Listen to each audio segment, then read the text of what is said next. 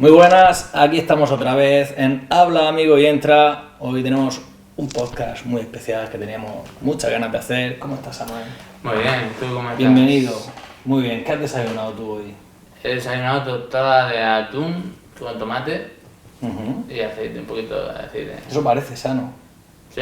Bueno, tiene por ahí, me han dicho que es mercurio, ¿no? El atún. ¿Sabes quién nos pueden ilustrar en esta cuestión? Estos hombres que están aquí sentados. Efectivamente. Los muchachos de Numurcia y Buenos Plenio. días. Muy buenas, Alfredo. Muy buenas. Bienvenidos. Ángel. Bienvenidos. Muchas gracias. Merlon. Hola, Merlons. Merlon. ¿Cómo estamos? Muy bien. ¿Cómo lleváis la vida? En general, bien y muy guay por estar aquí, la verdad. Sí. Un poco nervioso por estar en el podcast. Eso es de no dormir. Eso será de no dormir, de dormir poco. Una parte importante de la salud integrativa que tocaremos. Claro, habrá que hablar de alimentos que favorecen el sueño, ¿no? A lo mejor. O de sueños que favorecen los alimentos. También. Dios.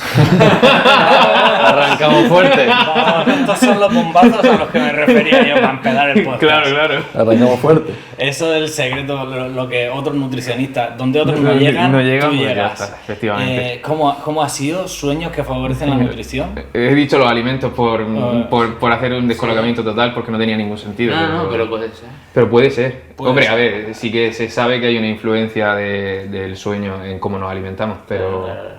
En este Pero bueno, podcast todo es podremos llegar. posible. Bueno, chicos, ¿quiénes sois y por qué tenéis autoridad para hablar de nutrición?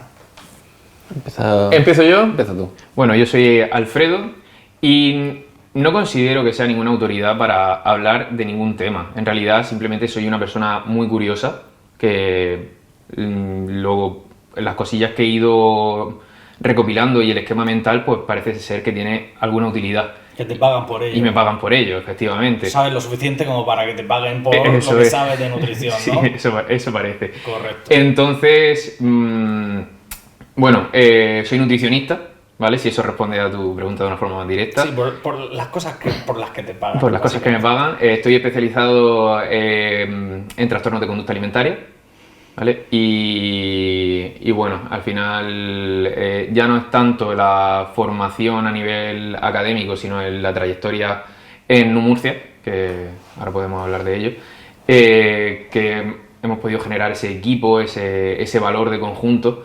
de profesionales que acompañan en la salud a todas las personas que lo necesitan. Y nada, eso es lo que te puedo decir. Y Ángel, ¿qué te trae aquí tú? A ti. Bueno, como has dicho, yo soy Ángel y igual que Alfredo tampoco me gusta la palabra de autoridad como tal. Pero bueno, a lo que me dedico entre muchas cosas, soy dietista, experto en psiconeuroinmunología clínica.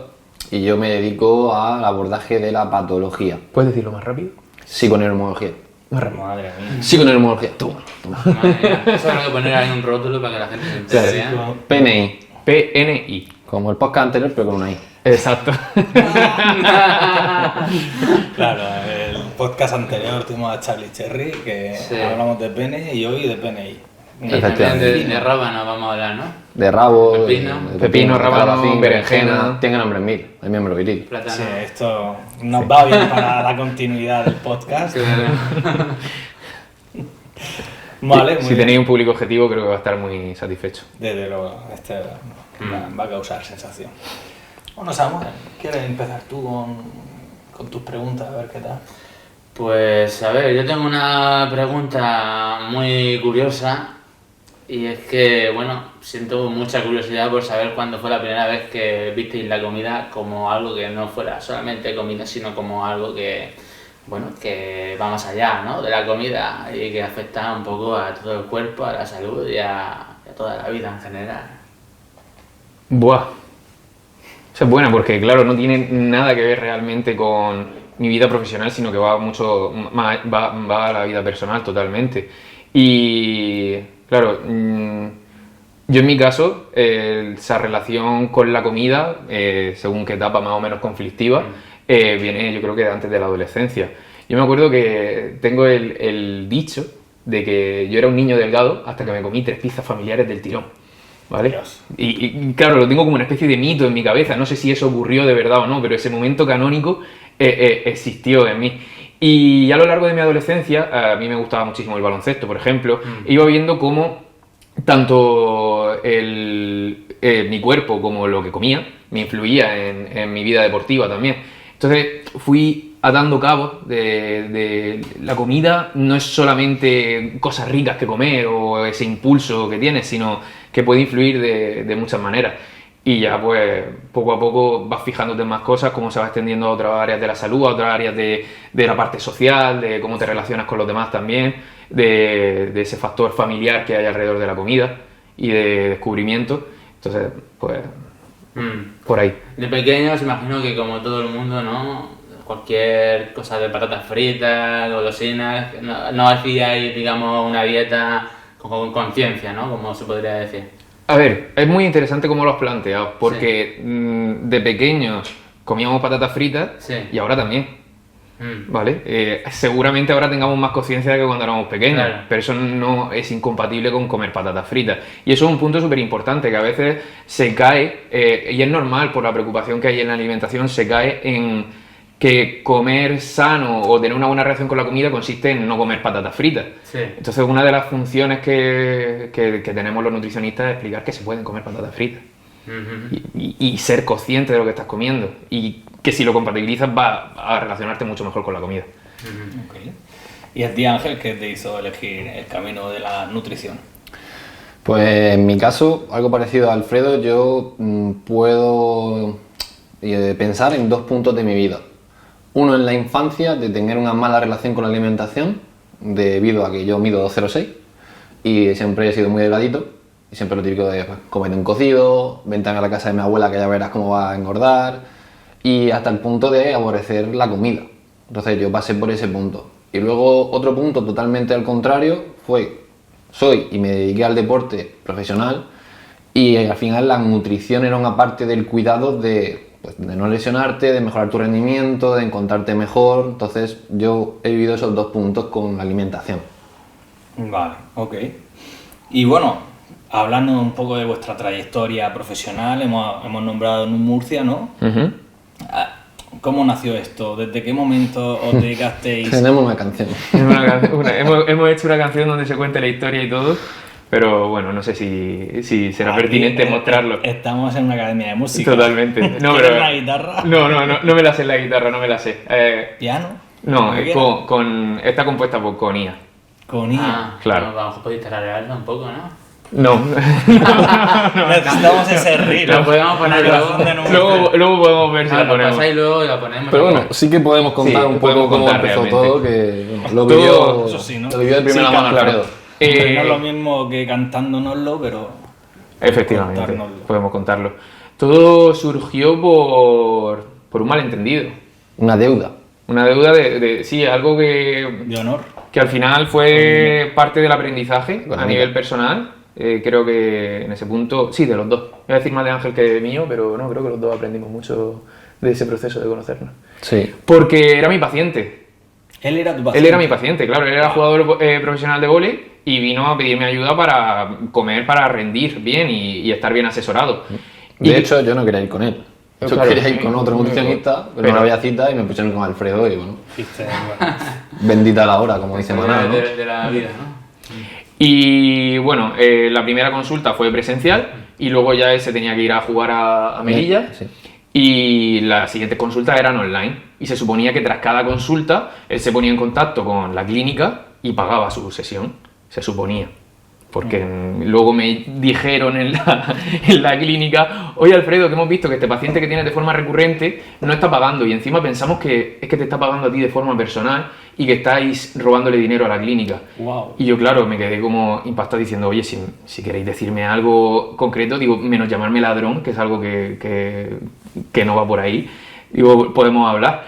Claro, eso se tradujo en que yo corté mi relación con esa clínica y hablé con Ángel y le dije: Ángel, me han echado, ¿no? Me han echado por tu culpa. Me han echado por tu culpa. No, yo ya empecé mis andaduras como autónomo, ¿vale? Ya había empezado un proyecto en solitario y fue como dije: vale, si me salgo de aquí estoy totalmente metido.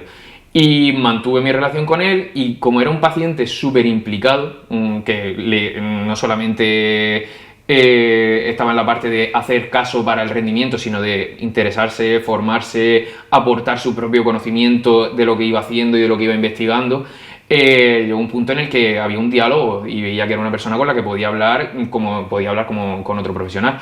Y en cierto día me invitó él a que fuéramos a un curso de nutrición deportiva.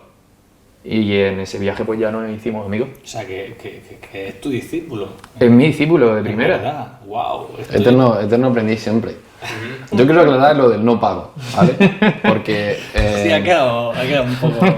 Sí, sí, Es cierto. ese claro. fleco. A ver, ahí es donde digo que aprendimos mucho. Pero Claro. bueno, cuéntalo tú, cuéntalo. Ahí tiene una explicación y Que tú te rompo... creías que era gratis. No, no, ¿qué va? Al contrario, yo ahí rompo una lanza a favor de la salud mental. Yo en ese momento me encontraba con mucha presión social y con mucho miedo a comunicarme, a exponerme, etcétera.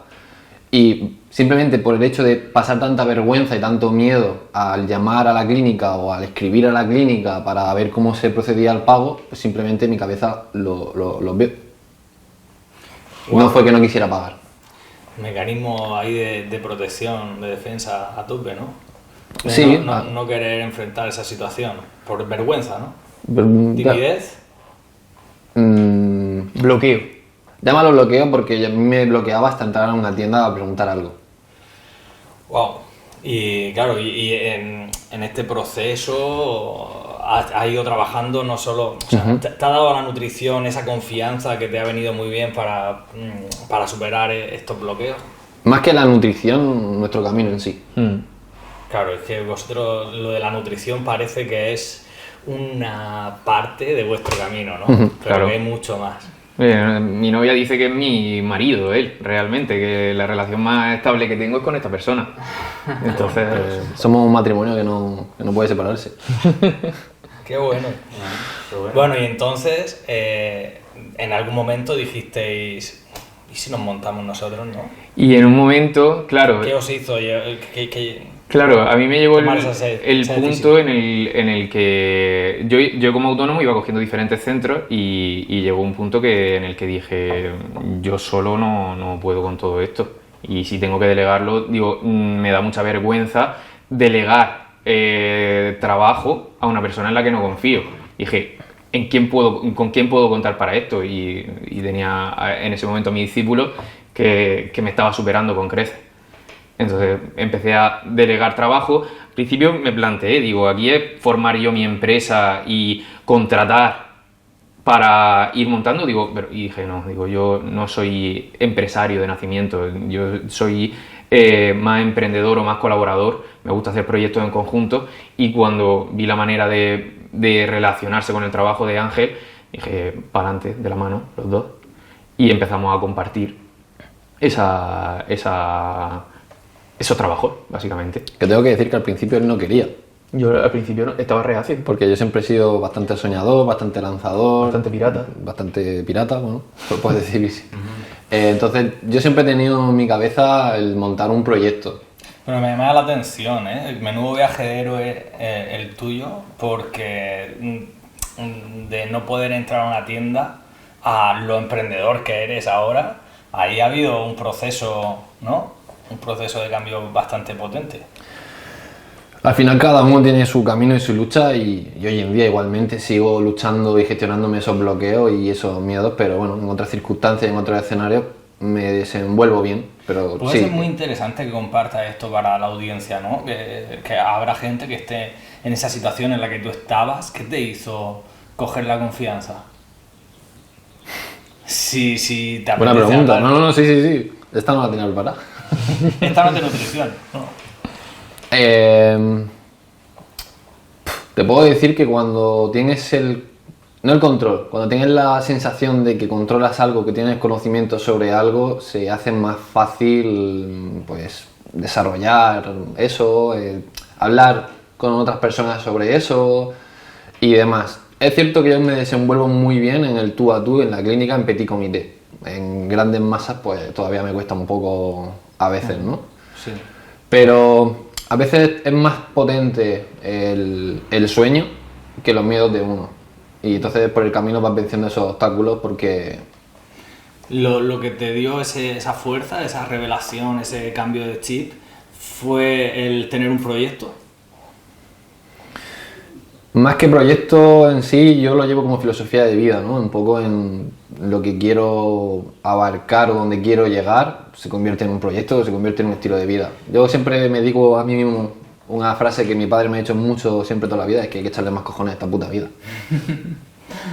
Cuando algo... Cuando algo te aqueja, cuando algo pienses que no puedes más, es como, bueno, sigue caminando, aunque tengas barro en los pies, sigue caminando que llegarás. A veces hay que poder y ya está. O pensar en que puedes. Sí, sí. Es importante tener esperanza en que tu camino va a llegar a buen puerto, sea como sea, aunque llegue hecho polvo, ¿no? Bueno, y disfrutar sobre todo el camino. El objetivo es el final. Yo, en todo este proyecto, a mí lo que, sobre todo en la parte laboral, me gusta es la sensación de fondo.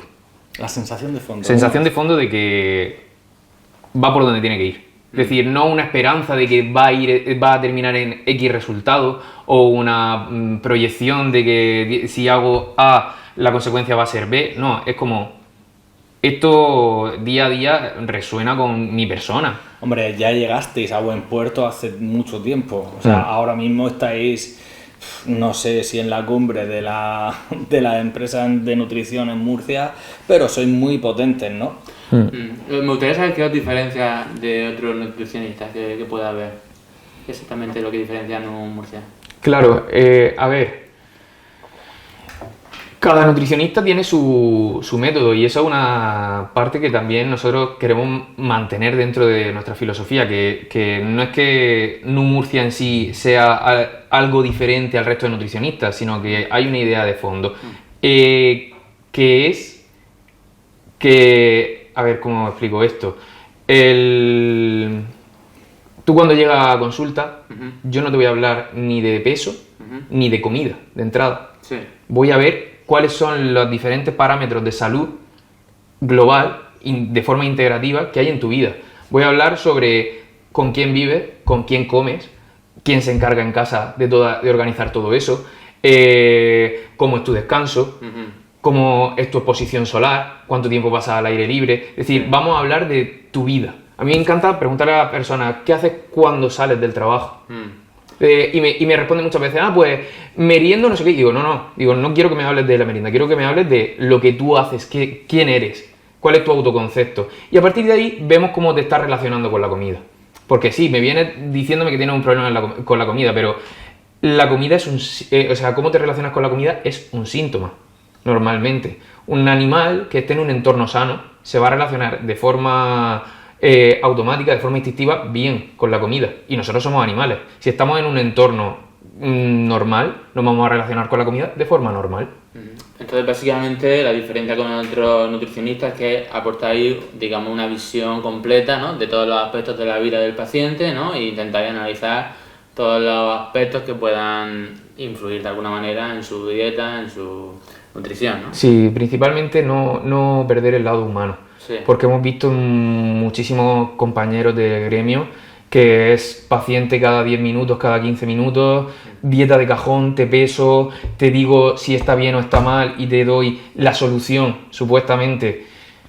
Pero no es eso. La gente cuando se relaciona mal con la comida no la puedes solucionar con un papel. Es imposible. Puedes acompañarlo a que descubra por sí mismo, y tú le puedes dar ciertas directrices o ayudarle a que se fije a generar conciencia, pero que descubra por sí mismo por qué come como come. Claro, entiendo que es al final cómo se relaciona con las cosas, y la comida es una de ellas. Eso es. Igual que, y puede ser un síntoma que le va a afectar a su nutrición, pues que se quede jugando a videojuegos hasta las 3 de la mañana. Por ejemplo, puede ser. ¿no? Por ejemplo. Sí, vale. Sí. ¿Y cuáles son los motivos de consulta más comunes que os llegan? Quiero perder peso. Eso es lo más común. Como motivo principal, superficial, va a ser ese. ¿Y lo más raro? ¡Guau! ¡Fua! Esa es buena, esa es buena. Buena pregunta. Es que tenemos muchas ramas. Lo más raro. Una anécdota muy curiosa que ya, no sé. Estoy intentando... Bueno, anécdotas muchas. Mira, como casos raros, Sí. yo sobre todo que me dedico a la patología, recibimos hace unos meses a una chica que tiene una enfermedad rara, que básicamente se le necrosan las arterias y por el camino va perdiendo órganos. Wow. ¿Y esto cómo puede influir en la nutrición? O vosotros, porque vosotros no os limitáis a la nutrición. Al final la nutrición ahí puede influir en todo, porque muchas veces el cuerpo entra en una autoconfusión inmunitaria y si puedes ayudar a resolver esa confusión o a que no se confunda tanto, muchos síntomas y muchos procesos internos mejoran bastante, mejorando la calidad del paciente en su día a día, del dolor, de la rigidez, de los síntomas digestivos, de la energía. Wow. Y bueno, yo tenía otra pregunta que era muy relacionada con esta pregunta, que no es lo más raro, pero lo más orgulloso, casos que os hayan hecho sentir especialmente orgullosos. Es que un caso concreto de que me genere orgullo... Puede ser satisfacción a nivel Sí. personal porque queríais ayudar a esa persona, o a nivel laboral porque, joder, he conseguido lo que nadie ha conseguido. ¿Tenéis casos de estos? Sí, yo recuerdo uno con mucho cariño, una paciente con muchos problemas autoinmunes, digestivos, endocrinos, con 30 y pocos años, estaba diagnosticada por 3 ginecólogas de menopausia. Durante el proceso mejoramos digestivo, mejoramos su patología autoinmune, ya muchos anticuerpos ya estaban negativizados. Total, que recuperamos su menstruación y ahora mismo es mamá. ¡Wow! Dios. Sí. Bravo. No me viene a la cabeza un caso que no es que me genere tanto orgullo, sino que me generó mucha curiosidad. De decir, oye, ¿cómo funciona esto de la nutrición y del cuerpo humano? Que me he acordado además, por lo que ha comentado Ángel, que era una señora de unos 50, 52 años aproximadamente, supuestamente ya con menopausia. Claro, ella era una limpiadora súper estresada, con un trabajo físico, exposición a químicos también. Comía muy mal porque siempre tenía esa obsesión con necesito perder peso, entonces comía muy poco y se restringía mucho. Y claro, yo al principio dije, voy a acompañarte en esta pérdida de peso, te voy a ayudar para que lo hagas de una forma saludable. Y hubo un momento que no perdía peso, no había manera. Y le dije, vamos a cambiar el enfoque. Digo, vamos a intentar durante los próximos 3 meses no perder peso, sino simplemente comer lo que necesitas para estar sana, para encontrarte bien, para tener energía en el día a día. Pues con 50 y pico años le volvió la regla. No tenía menopausia, tenía desnutrición. Simplemente, sin tener que modular a nivel de inmunidad ni a nivel hormonal, simplemente dándole nutrientes, clave. Entonces era como, esa persona todavía no le había llegado el momento de perder la fertilidad, sino que simplemente su cuerpo decía, estamos en un momento de alerta, de escasez, no me puedo poner a tener hijos. Y esa para mí fue un giro, porque claro, yo cuando salgo de la carrera, nosotros nos enseñan casos clínicos para ayudar a la gente a perder peso. Entonces tiene ahí un poco ese chip pesocentrista, de hay una epidemia de obesidad, hay una epidemia de exceso de grasa, de sedentarismo y demás, y sale un poco programado de la carrera para ayudar a la gente con ese problema en concreto. Pero yo me di cuenta ahí que el problema no era ese. El problema principal con la comida es que la gente no está utilizando la comida para lo que es combustible y estructura, para vivir.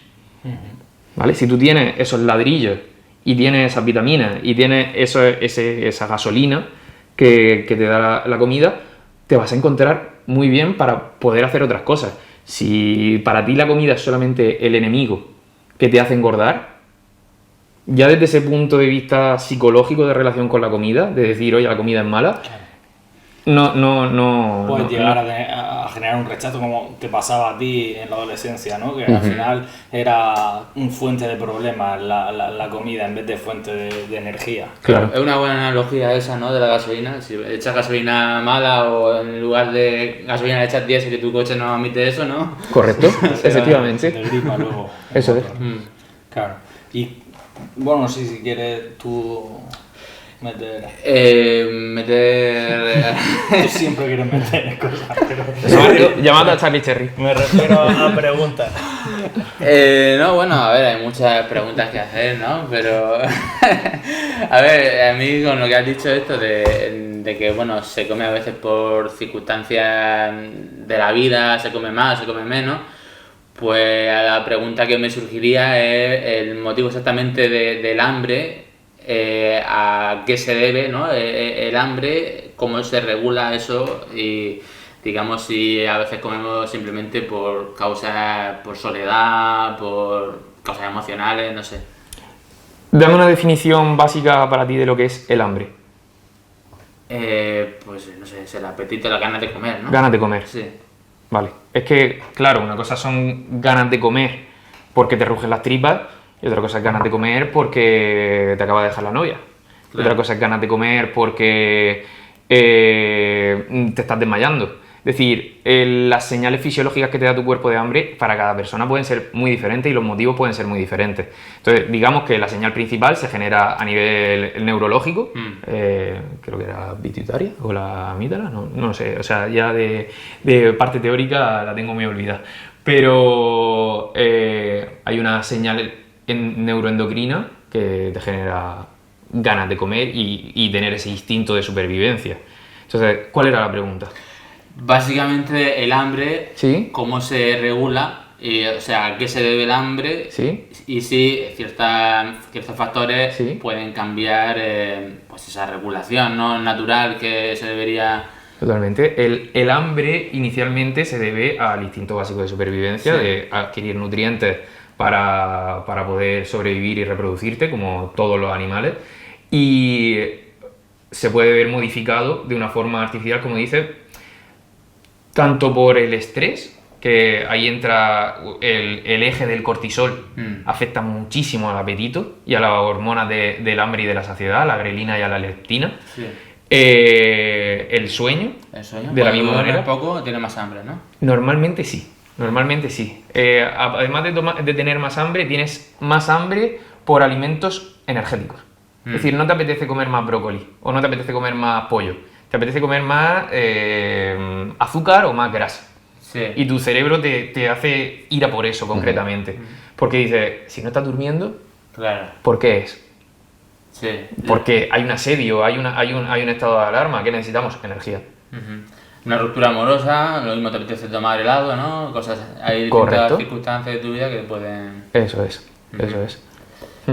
Yo quería preguntaros, ¿qué es lo más difícil de vuestro trabajo? Las personas. Me lo imaginaba. ¿Por qué? Porque las personas son personas. Somos muy complejos. Somos, ¿cómo se dice esto en ingeniería? Sistemas dinámicos abiertos. Sistemas dinámicos abiertos. Claro. No somos una cafetera, ¿no? Claro, no somos una cafetera ni estamos en una rueda de ratón. Entonces, al final, lo difícil para mí siempre ha sido el no caer en intentar encasillar al paciente para ayudarlo lo más rápido posible. Es decir, yo mi mente lógica, racional, de resolución de problemas, dice, ¡buah! Si le pongo nombre a esto Le y categorizo. lo categorizo, le encuentro el síntoma, el diagnóstico exacto que tiene y se lo trato. Claro. Y ¡pum! Ya las cago. Claro. En nutrición las cago. Hay ciertas patologías o ciertas afecciones, como por ejemplo, venga, sí, me viene una amenorrea hipotalámica, me viene un déficit energético. Si te doy suficiente energía, lo normal es que recuperes la regla, o si te quito estresores. Pero claro, tengo que entender qué pasa para que tú hayas llegado al punto de no tener suficiente energía en tu día a día. Que entiendo que a veces es tentador, ¿no? Simplificar. Claro. Te pasa esto, pues esto va a ser esto. Sí. Y mantenerte flexible y abierto. Y directivo al mismo y tiempo. estudiar siempre el caso concreto de la persona. Claro. ¿no? Vale, entiendo. ¿Y eso os parece lo más difícil? O sea, esa es vuestra actitud. La actitud ideal que debéis tener, ¿no? Claro. Vale, y para la audiencia que esté pensando en acudir a un nutricionista o revisar su forma de alimentarse, ¿con qué actitud debería ir a la consulta? Primero en la de mejorar su salud, porque eso va a hacer que secundariamente consiga los objetivos por los que venga. Y yo aquí, retomando la pregunta anterior y la que ha dicho Alfredo, que me gustaría complementar un poco, Sí. la gente viene a perder peso, pero todo el mundo tiene problemas, todos. Entonces, hay gente que tiene problemas más psicológicos, emocionales, fisiológicos o patológicos. Entonces, ¿qué ocurre? Yo diría que nuestro trabajo es acompañar al paciente en sus problemas y mediante una excusa, que es entregarle un menú o que consiga sus objetivos que secundariamente se consiguen, acompañarle a resolver esos problemas, porque la nutrición no es objetivo. El problema, el gran dogma de la nutrición es que todo el mundo piensa, ¿es bueno o malo, saludable o más saludable? Esto es subjetivo al 100%, porque depende de 1000 factores que a veces no controlas ni tú. Entonces, esa es la dificultad de acompañar al paciente. Para él es simple porque le estoy diciendo lo que le pasa y qué tiene que hacer, pero yo de fondo estoy viendo cuál es el proceso que tiene que ir dando para ciertos problemas, ya no mejorarlos, sino que sepa adaptarse mejor a su situación. Claro, imagino que lo que te sirve a mí no me sirve. No todos somos iguales, ¿no? Hay distintos cuerpos que unos, digamos, absorberán mejor ciertos nutrientes y otros, no sé. Hay cosas generales, imagino, ¿no? Pero hay cosas que varían un poco de... A mí me encanta mi compañero de gremio favorito, que sí que estoy muy orgulloso de haber podido colaborar con él, que es Adrián Morales. Sí. Yo de él aprendí la frase de los que comen, algunos se salva. De los que no comen, no se salva ninguno. Claro. Entonces, claro, hay un básico. Hay que comer de forma básica, claro, por lo menos. Sí. Porque en cuanto empiezas a restringir y a quitarte cosas o a tener carencias, pues empiezas a estar jodido, ¿vale? Pero sí hay un básico general. Con lo que estáis diciendo, a mí me gusta muchísimo el ejemplo de los polos, de los extremos. Y digamos que yo veo normalmente dos polos, el caos y la rigidez, en relación con la comida. Entonces, entre esos dos polos hay un equilibrio. Yo tengo el mío y tú tendrás el tuyo, que seguramente el tuyo y el mío no sean iguales. Y tú vienes a pedirme ayuda a mí. Y claro, yo tengo que conseguir llevarte a tu equilibrio en vez de al mío. Claro. Y eso es lo que a mí me cuesta muchas veces, pero es lo que más me gusta, me parece precioso, porque ahí es donde yo te conozco como persona y te acompaño a ti a ir dándote herramientas, pinceladas, guías, para que te regules y veas cómo funcionan tus procesos que te hacen regularte con la comida y encuentres el punto donde tú estás feliz, tú estás cómodo. Yo tengo una paciente que venía súper preocupada, tenía bulimia, alternaba entre periodos de pérdida de control y atracón y restricción y anorexia, y estaba súper preocupada cuando ya iba avanzando en su proceso de recuperación porque no quería comer dulces. Dice, es que estoy preocupada porque no quiero comer dulces. Dice, y creo que es un problema. Y digo, ¿por qué es un problema? Y dice, porque me dicen que tengo que comer dulces, que es normal. Sí, que ¿cómo no me voy a comer un dulce? ¿Quién no se come un dulce? Entonces yo le dije, ¿tú te quieres comer un dulce? Y ¿te apetece? Y me dice, no, la verdad que no. Dice, dice, disfruto de muchas otras cosas de la comida, pero no es algo que me llame la atención. Digo, el día que te apetezca comerte un dulce y no puedas, digo, dímelo. Digo, y lo trabajamos. Y vemos qué tal. Digo, si tú ahora mismo estás bien nutrida, estás contenta con tu vida, con tu familia, con tu ritmo, con tu día a día, y no comes dulces, digo, no pasa absolutamente nada. Digo, estás en tu equilibrio, yo estoy en el mío. Claro. Ya está, y no hay ningún problema. Entonces, claro, entramos mucho en ese, a veces sin querer, en el dogmatismo de, es que esto debería ser de esta manera, para todo el mundo. Bueno. Sí. Claro, también influye en los pacientes su entorno, ¿no? Vosotros habláis de niveles de conciencia, ¿no? Y es necesario también trabajar el entorno de los pacientes en cuanto a nivel de conciencia. Esto que, yo que sé, que su familia lleva una dieta criminal y empujan constantemente al paciente. Una familia carnicero no quieren meter ahí carne ahí a saco, ¿no? Esto no pasa nada. Fundamental. Es fundamental trabajar el entorno. O sea, no es importante, es fundamental. O sea, ¿y esto es una constante? ¿Siempre lo hacéis? ¿Es difícil hacerlo? A veces más y a veces menos, claro. Depende de la predisposición de la familia o de la pareja o del entorno de la persona a exponerse y a entender que el problema que tiene esa persona va más allá de perder peso, sino que va relacionado con cómo se está relacionando con lo más importante de su vida, que es mantenerte vivo, poder comer. Entonces, si la familia lo entiende, no es complicado. Hay una familia implicada y entienden que hay que hacer cambios. Cuando no lo entienden, pues se complica, y mucho. El problema es que para el entorno todo pasa desapercibido, es invisible. Nosotros hemos tenido casos que hasta varias sesiones hablando con una madre, no darse cuenta de que a tu hija le pasa, tiene ciertas actitudes, ciertos comportamientos con la comida y tú ni te has percatado nunca. ¿Qué os dice de una persona cómo come? O sea, el hecho de una persona como coma, dice sobre su personalidad.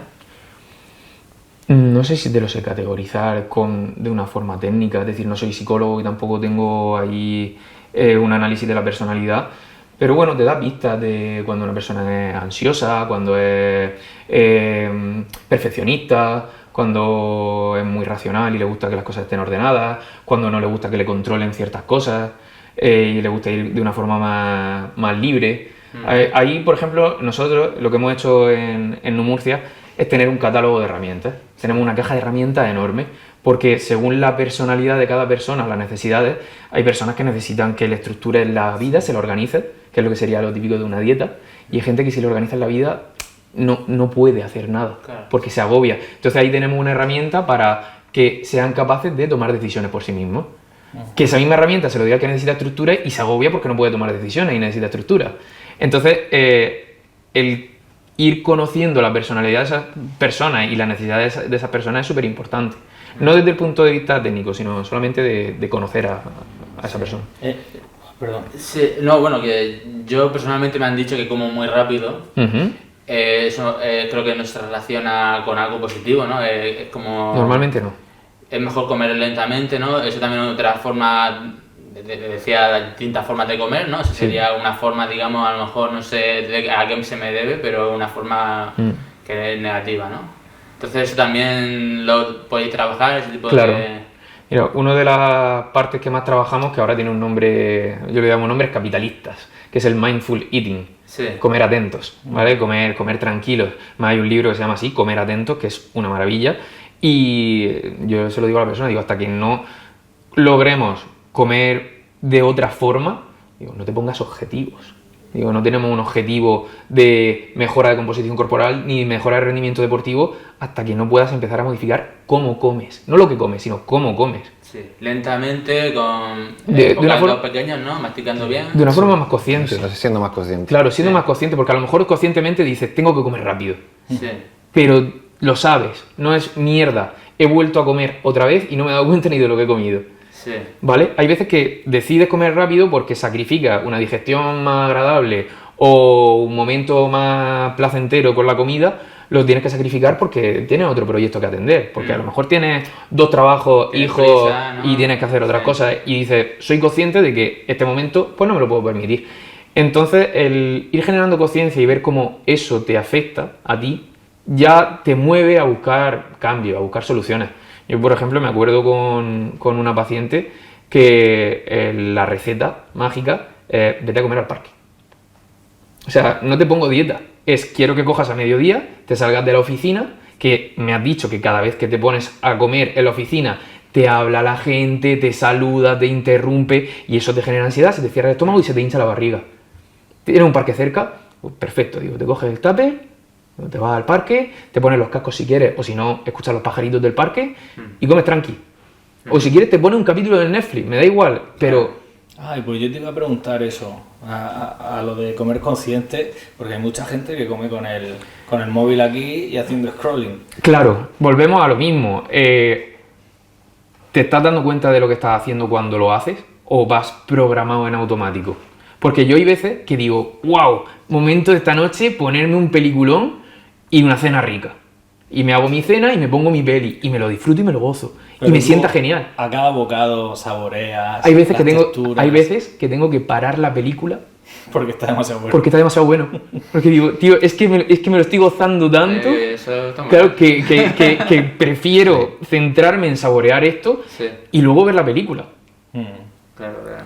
Es verdad que se pierde, ¿no? Se pierde las sensaciones Claro, y al final se te distraes con otras cosas, ¿no? Claro. Yo siempre digo ahí que se debe convertir en un momento de autocuidado. Tú a una persona que medita nunca la vas a molestar, ¿no? De base entiendo que no le vas a decir, oye, ¿has visto este capítulo de Netflix? Entonces, si cocinar y también el acto de comer se convierte en un momento de autocuidado, que mucha gente no tiene un momento para sí mismo en el día, pues por lo menos que una comida, que 2 comidas, sea un momento de decir, le estoy dando a mi cuerpo lo que necesita, a mi alma lo que necesita y me estoy cuidando.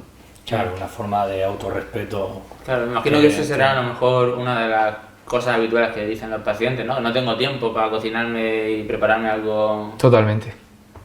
Sí, sí, sí. 100%. Yo soy muy fan de vuestro Instagram, donde, sí, es verdad, donde muchas veces o vosotros mismos o colaboráis con influencers que hacen recetas fáciles, rápidas, baratas, para gente que le apetece cocinar, ¿no? O sea, es una excusa hoy en día lo de no tengo tiempo para no cocinar.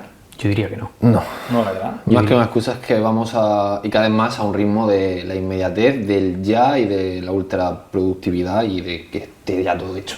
Claro. Estamos en un sistema muy loco en el que nuestros propios compañeros, nosotros en la clínica, muchas veces no tenemos tiempo de cocinar tampoco, ni de comer tranquilos.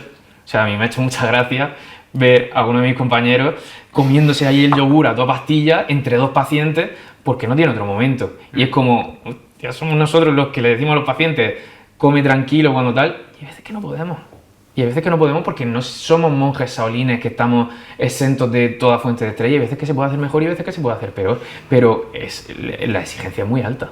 ¿Merece la pena bajar la productividad Yo tengo clarísimo que sí. por este autocuidado? Yo tengo clarísimo que 100%. Y cuando uno no pueda cocinarse, ¿qué alimentos ya cocinados o, bueno, restaurantes que recomendaríais? Que imagino que no recomendáis el fast food, ¿no? Claro, hombre, de entrada... Que vean nuestro Instagram. Claro. Porque, de hecho, el último reel va de eso. Sí. Yo soy muy fan del poke. Sí, hay opciones fast food saludables y luego hay muchas opciones cada vez más en los supermercados que, bueno, no sería el 100% monje Shaolin, como ha dicho Alfredo, pero Sí. oye, son salvavidas, como muchas veces nosotros en consulta nombramos, ¿no? Tienes tu pack salvavidas para no coger un globo y llamar al primero que se ocurra. ¿El poke sería una buena solución? Depende. Depende. Claro. Vale, sí. Aquí vienen los dependes, ¿no? Va a haber muchos dependes, imagino, ¿no? Es que no es ni blanco ni negro, Están no es escala los gris. independentistas y vosotros sois Dependentistas, efectivamente. Trabajáis de eso, ¿no? Como salvavidas, me refiero. El poke. Sí, para la mayoría de personas... Y depende, ¿no? Según los toppings que le eches, la salsa que le pongas. Claro. Claro, pero generalizando lo que se conoce como poke, que lleva una parte de cereal, arroz o quinoa, de legumbre como edamame, habas de soja, fruta, verduras, que puede llevar mango, puede llevar cebolla, alguna proteína tipo salmón o pollo, Y soja. Salsa de soja. y una salsa de soja no, Eso no falla. no falla. No falla. Si luego empiezas a ponerle pues, que si mayonesa, que si Pollo frito. que si cebolla frita, pues no va a ser la mejor opción. O sea, el poke salvavidas sería el básico, ¿no? Sí, claro. Sí, que un día dices tú, me apetece un poke guarro, cómetelo y disfrútalo, pero no te lo vas a comer como nutrición diaria, Claro. te lo vas a comer por capricho y está muy bien hacerlo. Y es saludable. Claro, es a nivel encontrar mental. al final el equilibrio entre el caos y la rigidez. Vale, esa quizás es la clave de fondo, ¿no? De la nutrición. Y de la vida. No, y yo eso lo aplico en la psicología también. Es aristotélico esto de la virtud está en el punto medio, ¿no? ¿Diréis de tener un día a la semana en el que te puedas permitir ciertos caprichos y comer sin culpa? No. ¿No? No. Claro. ¿O cada cuánto tiempo se diría eso? No. ¿No? Esa es la cosa. ¿Por qué? Hay gente que piensa o vive, me cuido de lunes a viernes y sábado y domingo despiporre, Sí. pero porque vivo en una restricción. Claro. Si tú y yo quedamos un miércoles y salen unas cervezas, ¿por qué no? Mm. El problema es el no permitírtelo o pensar que hay un momento adecuado para. Tu cuerpo no sabe de momento para cuidarse y... Mm. Se trata de... Yo lo que digo, cuanto más restringes, más tensa es la goma, ¿vale? Si tú estás restringiendo y esperando a esa comida libre, cuando sueltes la goma, te va a dar súper fuerte. Claro. Te va a dar un gomazo que te va a hacer mucho daño. Sin embargo, si yo voy soltando la gomica de vez en cuando y voy disfrutando de todo lo que voy haciendo o permitiéndome ciertos caprichos, cuando luego llega ese momento crítico de comida social o de que me apetece comerme una pizza, esto me pasó también con otra chica, súper restringida entre semana, llegaba el fin de semana y se comía 2 pizzas, que calculamos lo que llevaba y era unas 1500 calorías cada pizza. Joder. 3000 calorías el sábado en pizza y 3000 calorías el domingo en Que al pizza. final recuperaba todo lo que había estado en Lo la- mantenía en equilibrio, pero vivía en una eterna restricción y un malestar digestivo el fin de semana por Ya, pasarse ya. comiendo. Claro, en cuanto le dije, vamos a comer más, y dijo, ¿cómo vamos a comer más? Si yo lo que quiero es perder peso. Y dije, vamos a comer más, digo, necesito que confíes en mí. Empezó a comer más y dijo, ya no me puedo comer ni una pizza entera. Dice, podría seguir comiendo por gula, pero no me apetece. Porque estoy bien, digo, claro. Digo, si es que, Claro. digo, ¿te gusta lo que comes entre semanas? Y dice, es que me encanta lo que como. Y es que lo disfruto, no me siento a dieta. Claro. Siento que estoy comiendo sano, pero me gusta mucho lo que Esa es como. una de las claves, imagino. Claro. ¿no? Estar a dieta, pero no estar feliz también. ¿no? Claro. O sea, se puede vivir estando a dieta y estando feliz. Se debe vivir, ¿no? Imagino. Ahí rompo una lanza, porque dieta Sí. significa higiene de la alimentación. Sí. Cómo tú te alimentas. Lo que pasa es que lo categorizamos en En régimen de pérdida en de un peso. régimen de merluza, arroz, brócoli. Claro, Sí, y no es así. se relaciona con algo restrictivo. Sí. Sí. Estoy a dieta. O un patrón de Es como, comer, o a tengo que estoy comer condenado, así. ¿sabes? Estoy cumpliendo una condena. Estoy condenado a merluza, a arroz y pollo. a En lo un que Murcia no hacemos esclavos. Claro, qué buen eslogan. Ese es el próximo reel. Bueno, no sé si lo habéis usado ya, pero No. pues fíjate. Vale, y quería, retomando vuestra relación con el paciente, antes que has dicho que no soy psicólogo, pero un poco sí. Y la flexibilidad que tenéis que tener con cada paciente, y me ha recordado los estilos de liderazgo, ¿no?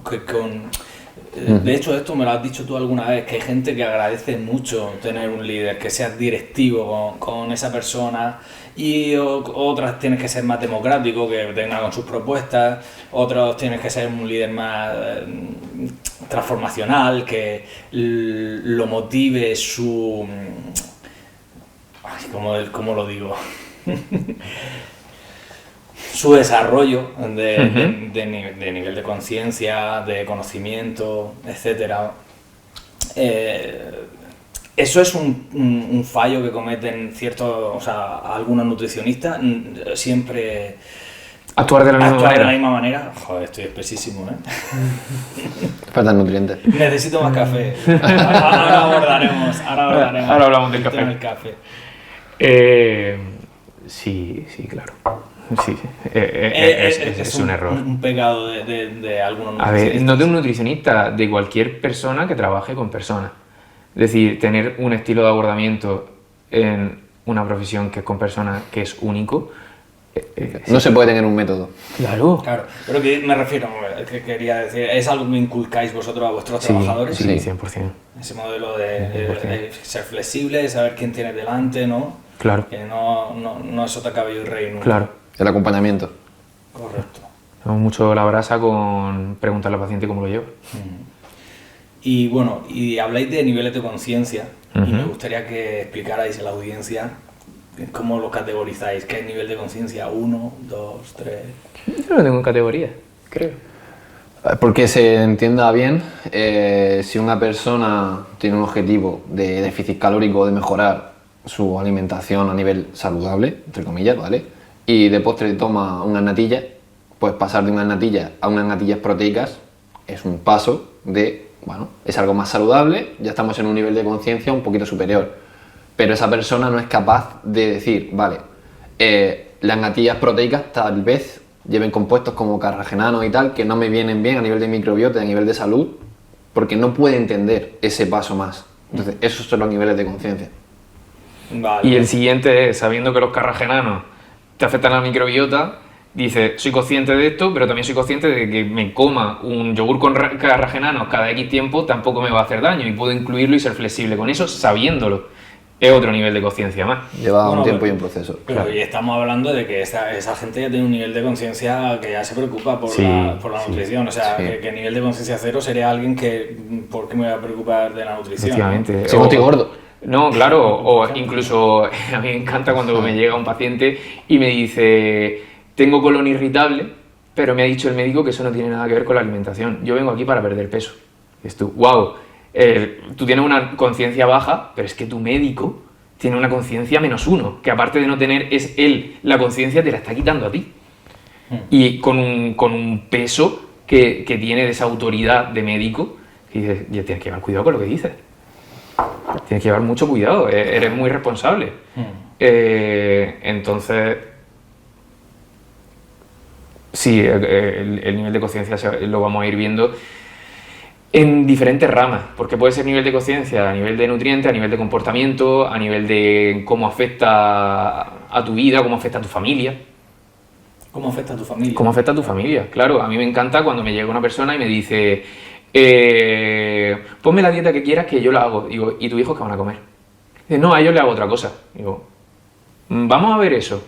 Digo, ¿crees que hay alguna importancia en que tus hijos y tú comáis lo mismo? Y dice, bueno, tal, no sé, yo creo que mientras que coman sano, digo, claro, digo, los hijos normalmente van a funcionar por ejemplo, siguiendo un ejemplo, no siguiendo unas directrices, sino lo que más aprende un niño es por imitación. Claro. Si a ti te ve que tú no puedes comer de ciertas cosas o haces ciertos comentarios sobre cómo te relacionas con la comida o cómo te relacionas con tu cuerpo, eso se va a heredar. Entonces, ahí entramos en otro nivel de conciencia. Claro. Y que se va aprendiendo desde pequeños. La importancia de la nutrición. Que Es que es lo primero que se aprende. Que para ellos comer es... Bueno, me ha hecho algo a la boca y sigo trabajando, ¿no? Porque es lo que ha visto en sus padres. Y otros que tienen el ritual de la comida y es sagrado y hay que bendecir la mesa incluso y los alimentos. Claro. Sí, bueno, normalmente se asocia a comer bien también con, digamos, gastar más dinero, ¿no? O sea, comer mal suele ser más barato.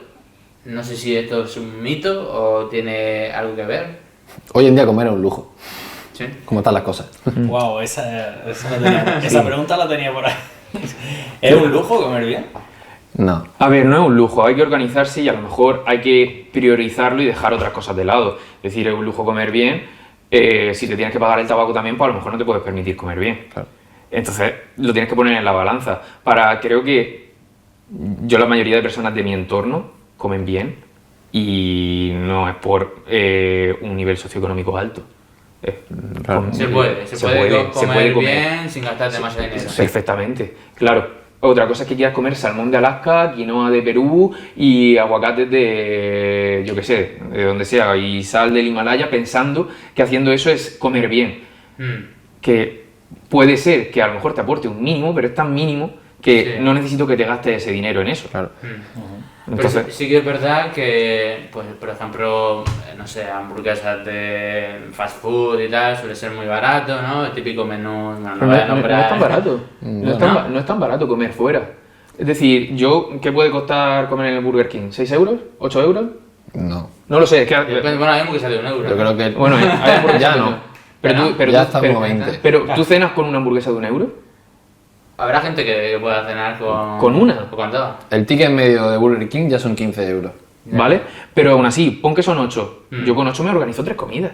Sí. 3 comidas con 3 8 comidas euros. con 8 euros. Wow. Claro, y si son de legumbres me organizo 4 o 5. Claro. Necesitamos Sí. esos tips.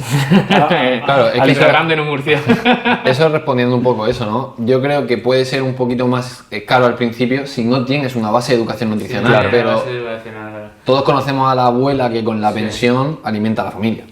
Sí. Claro. Vale, chicos, quiero que me contéis qué relación hay, esto he dicho popular, que se dice que el estómago es el segundo cerebro. ¿Qué relación hay entre el estómago y el cerebro? Bueno, a ver, esta respuesta da en sí para un podcast entero, en sí mismo. Sí. Entonces, de forma escueta, vamos a intentarlo. Más que estómago, intestino y todo lo que es el eje de la microbiota. Porque, pero bueno, popularmente se conoce como barriga, estómago, ¿no? Entonces, principalmente es que hay un mensajero siempre que le da un mensaje al órgano. En este caso, el sistema nervioso. Pues, si tú tienes un sistema nervioso simpático muy activo porque el cortisol está muy alto, porque vives en lucha o huida, tu estómago no va a generar suficiente ácido, con lo que las digestiones se van a complicar, etcétera, etcétera, sintomatología. Y esto, en el tiempo, va a afectar a tu sistema digestivo entero y a tu microbiota. La microbiota sí se conoce como el segundo cerebro, porque ya no sabemos si controlamos nosotros las bacterias o las bacterias nos controlan a nosotros, ¿no? Hasta el punto de que son capaces de alterar tu metabolismo, tu estado anímico, tus neurotransmisores y cómo duermes, y cómo gestionas tu ansiedad, tu estado de dopamina, de serotonina, por ejemplo. Y por supuesto, cómo te sienta un medicamento, qué ácidos biliares puedes segregar o no, cómo limpias tus tóxicos o tus hormonas. O sea, a mí me gusta decir que somos lo que comemos y lo que le das de comer a tus bacterias también, hasta ese punto. Wow.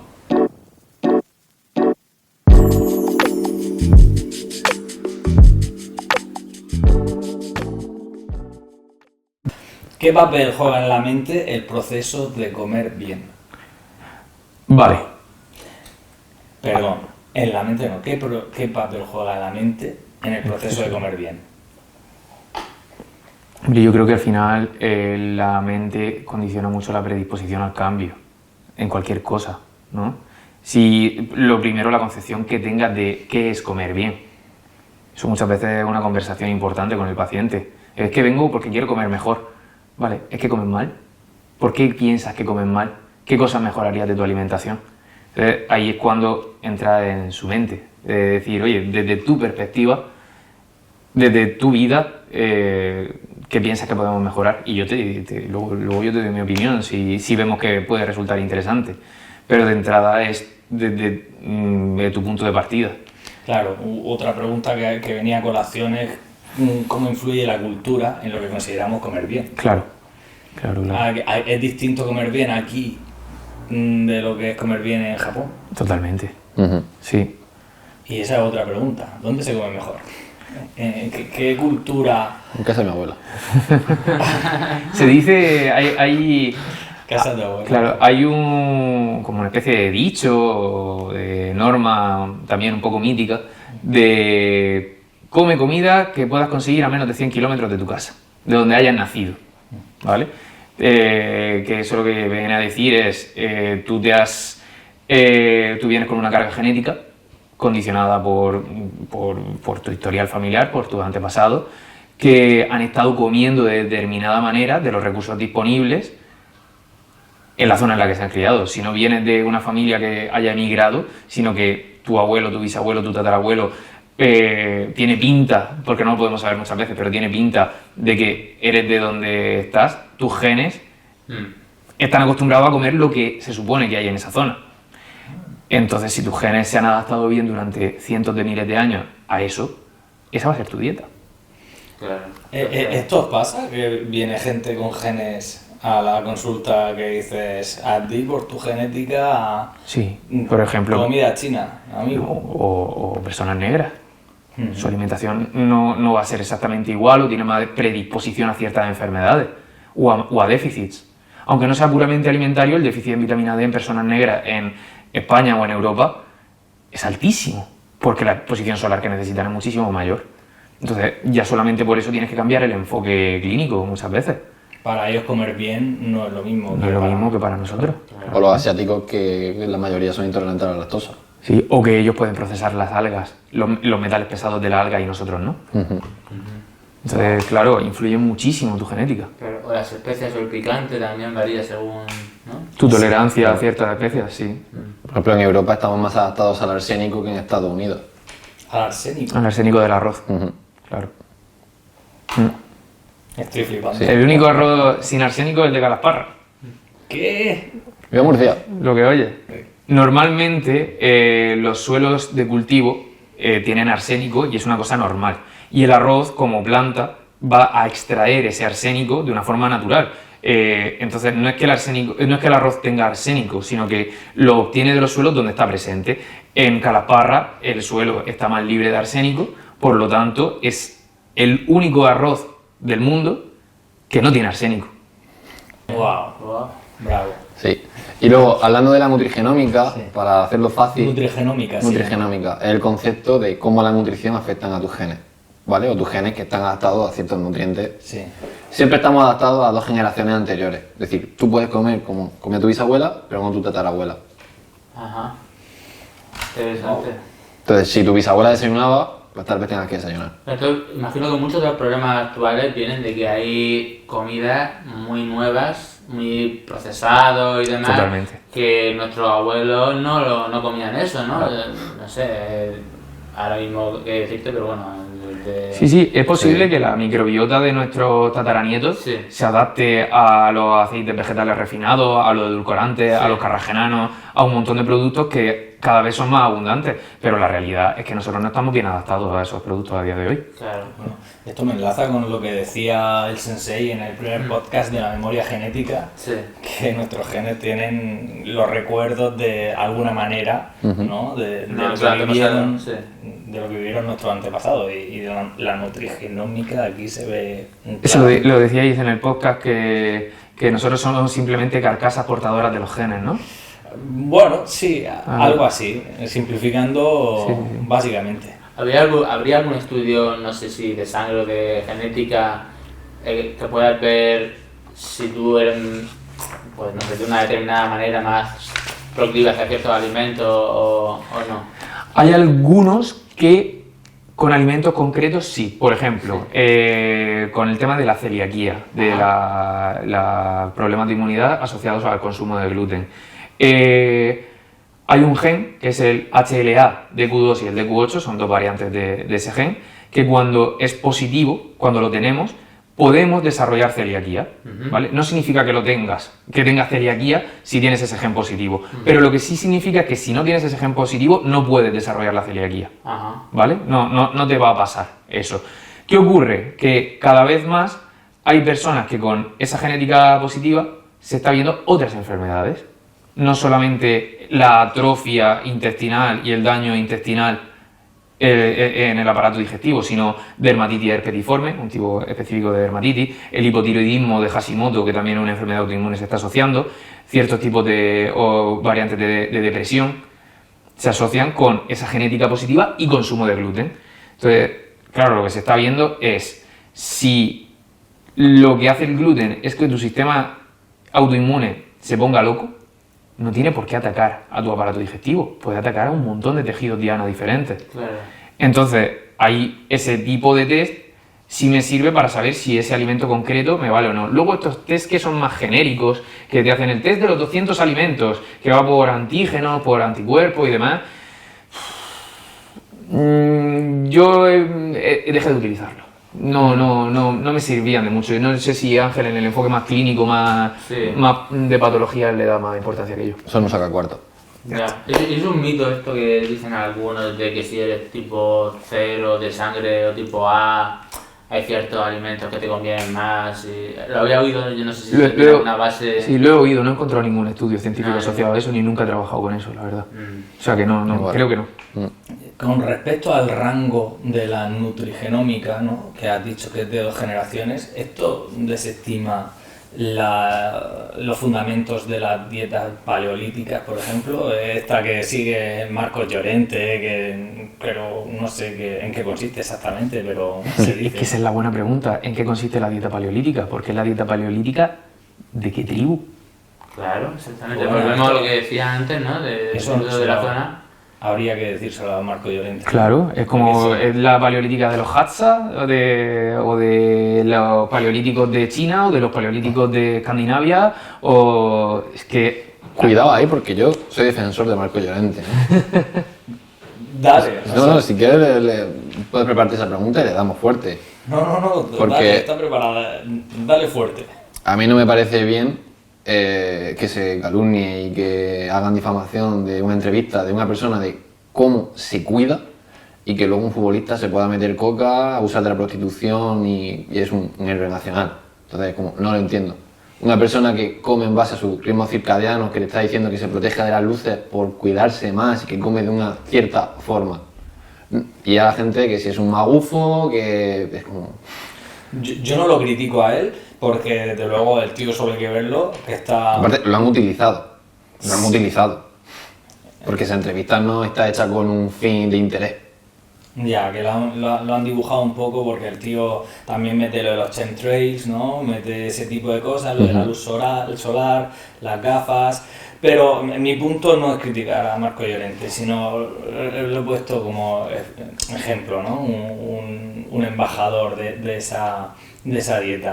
Simplemente a los fundamentos de la dieta paleolítica, o sea, esto de la nutrigenómica, que tiene un rango de adaptabilidad de 2 generaciones, se carga ese fundamento de tu cuerpo. No es que necesite comer y vivir como vivía hace... yo que sé, 20.000 años. Se lo carga a medias, porque nuestros bisabuelos no consumían ni tanto arroz ni tantas harinas como se consumen hoy en día. La base era la patata y la legumbre principalmente en las casas. Claro. Y la verdura, la fruta de temporada y las proteínas. Realmente los beneficios que tiene en este caso la dieta paleolítica es que te quitan los cereales.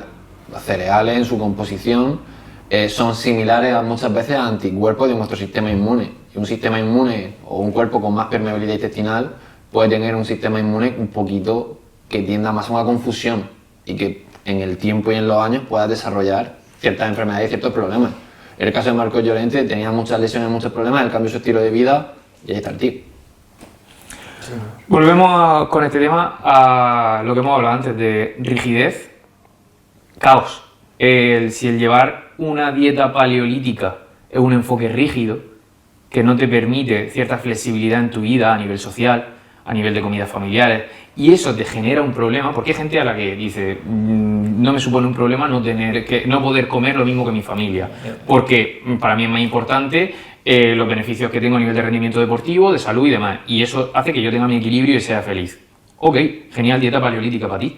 Un enfoque nutricional estricto o rígido, como puede ser la dieta paleolítica, se va a un extremo, que es el buscar un objetivo concreto de la alimentación a cambio de unas pautas muy concretas a las que te tienes que ceñir mucho. Nos vamos a ese extremo del que hemos hablado antes, de la rigidez frente al caos, para obtener un beneficio.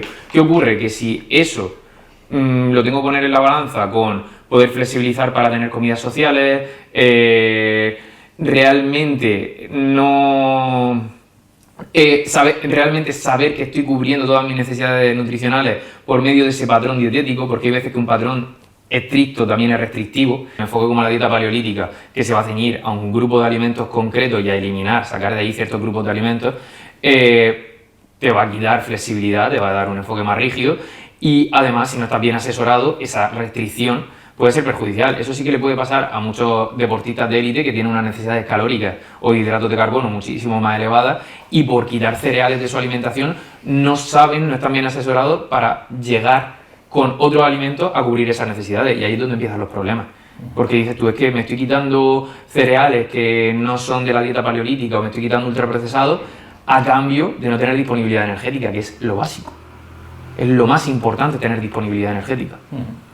Entonces, cuando tienes que ponerlo en la balanza. Vosotros no sois fans de ningún tipo de dieta así más cerrada como la cetogénica, la mediterránea, ¿cómo era? La mediterránea modificada, esta que tiene más pescado que carne. Pero vamos, básicamente dieta mediterránea. Dieta mediterránea, sí, la mediterránea de tope, ¿no? Sería la más equilibrada, ¿no? Totalmente. Del mundo. O para nosotros. Para nosotros por lo menos, claro. Para nosotros, claro. Yo sé que luego me va a hablar de Okinawa. Ah, bueno. ¿Verdad que sí? Entonces a lo mejor para Okinawa, pero es muy parecida. La dieta de Okinawa y la dieta mediterránea son muy similares. Sí, ese tema ya lo veremos. Vale, no te lo destripo, ¿no? Lo veremos. El problema yo creo también que nos llenamos la boca con dieta mediterránea y se ha modificado mucho a lo largo de los años, ¿no? El patrón habitual de alimentación no es la dieta mediterránea, claro, que conocíamos. Mira, además, no podemos hablar de dieta mediterránea.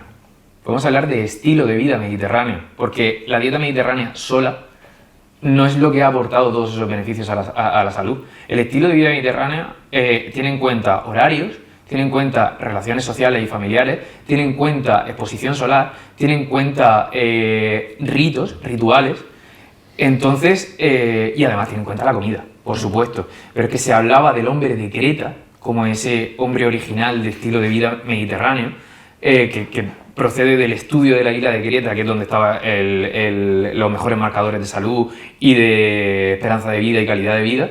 Pues ese hombre de Creta, antiguo, se levantaba con el alba, desayunaba, tenía un buen desayuno, se iba a trabajar al huerto entre sol y sombra, ni una exposición solar excesiva que genera oxidación, ni falta de sol que genera vitamina D. Eso está especificado como entre sol y sombra, es maravilloso. Al terminar su jornada de trabajo se reunía con la familia y comían todos juntos, una pequeña siesta y luego ir a la plaza del pueblo a socializar, fumarse un cigarro de hojas de tabaco largo, que es un tabaco que a lo mejor se fumaba un cigarro al día o 2 cigarros al día de un tabaco natural. Que yo con esto, por favor, que se quede claro en el podcast, totalmente en contra de que se fume tabaco, pero es que está documentado que era parte del estilo de vida. Que a lo mejor tenía más que ver con el bienestar, el estrés. Efectivamente. Sobre todo que no estaba tan adulterado como está el tabaco actual, efectivamente. ¿no? Claro, tienen que ser las dos cosas que habéis comentado, tanto el de qué se compone como cómo te lo fumas. Lo que hemos hablado antes, de cómo comes o cómo fumas. Y una cena ligera y temprana e ir con los ritmos del sol. principalmente, el dormir cuando es de noche y comer y trabajar cuando es de día. Claro. Entonces no voy a hablar de dieta, te voy a hablar de vida, de cómo vives si quieres hablar de salud. Y en todo eso, pues sí, comes más pescado que carne, los lácteos suelen ser fermentados y más procedentes de oveja y de cabra que de vaca, el consumo de legumbres es altísimo, 4 o 5 veces por semana, muchísima variedad de verduras y siguiendo los ritmos estacionales. Y me imagino que al ser una isla, supongo que los peligros serían más predecibles. No vendría de repente, yo qué sé, una invasión tan fácilmente, ya sea animal o humana, ¿no? De otros lados. Entonces como que los días eran más predecibles y te podías ajustar más a los ciclos circadianos, ¿no? Correcto. ¿Estamos hablando de Okinawa? No, de Estamos Creta. hablando de Creta. Ah, de Creta, vale. Pero Okinawa sería un poco parecido también. Quizá la vida en las islas, ¿no? La vida en la isla. Quizá esa Muy gallo, la vida en la isla. predictibilidad, ¿no? No sé si se dice así. Creo que sí. De poder estar tranquilo y a lo mejor no necesitas tantas guardias de noche o algo así, ¿no? Como aquí se duerme de noche y se vive de día y no hace falta estar atento a otras cosas. Supongo que tiene que ver todo con el vivir en paz. Y con respecto a lo de los rituales que decías, que sabes que es un tema que me gusta, ¿creéis que deberíamos recuperar el ritual en torno a la comida como se ha hecho tradicionalmente?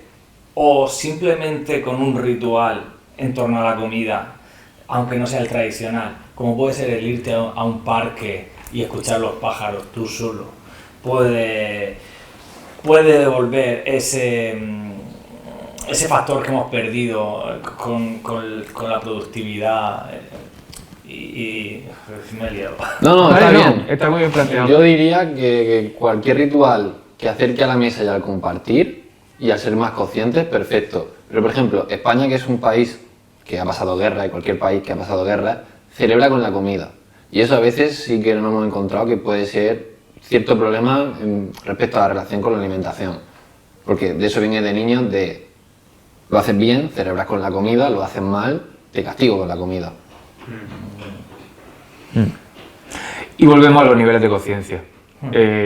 Si estás encerrado en un box, en una oficina, todo de color blanco, con luces artificiales todo el día, el ritual de irte al parque te va a sumar una burrada. No necesito que tenga ese ritual tradicional de comida familiar, de tiempos marcados, porque es absurdo el cambio de nivel de conciencia, no te lo puedo ni proponer. No estás ahí. A lo mejor cuando lleves 2 años yéndote al parque, dices tú, pues no solo el parque, sino que voy a intentar modificar mis horarios de trabajo para comer con la familia. Claro. Pero todo a su tiempo, si hace falta. Pero eso es cierto que se ha perdido mucho.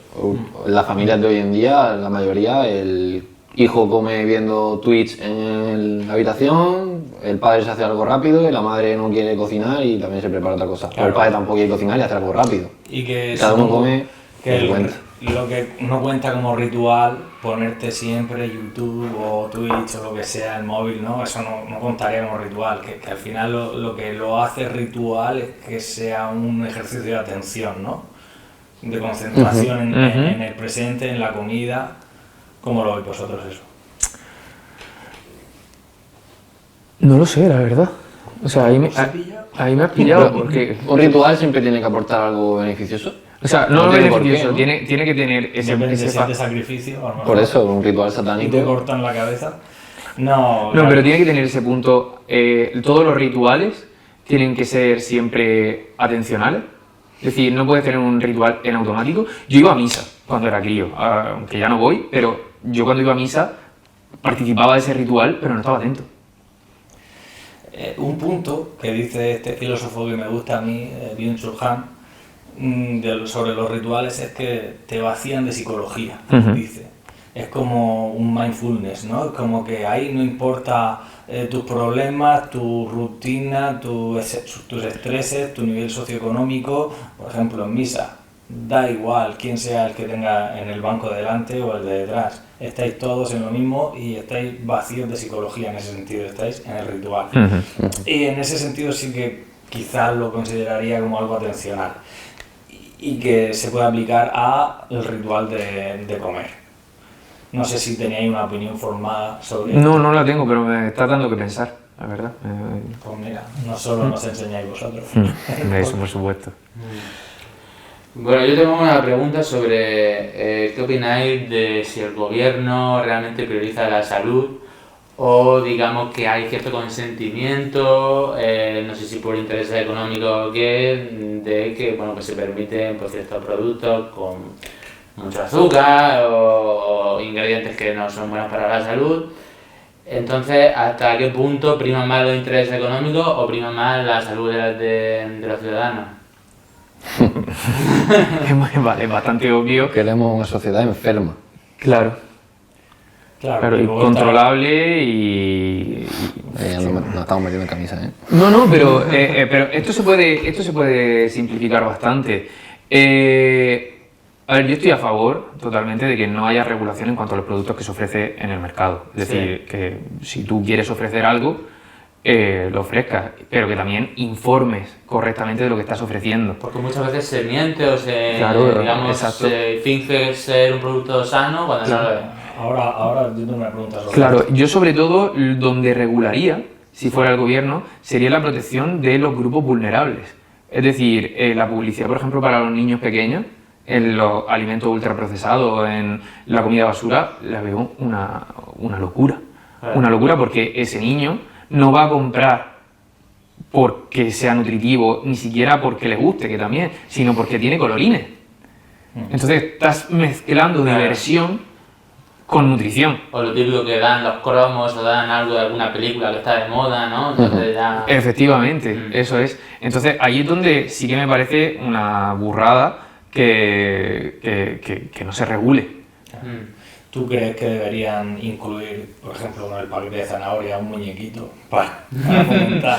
Porque quizás sí, igual que con las patatas fritas o con las cosas de bollería que te dan lo que decía, una ¿no? bolsa de verduras cortadas. Exacto. Lo mismo así se animaban, ¿no? Sí. Y meterle un muñequito ahí dentro como, ¿Por qué no? como el Happy Meal.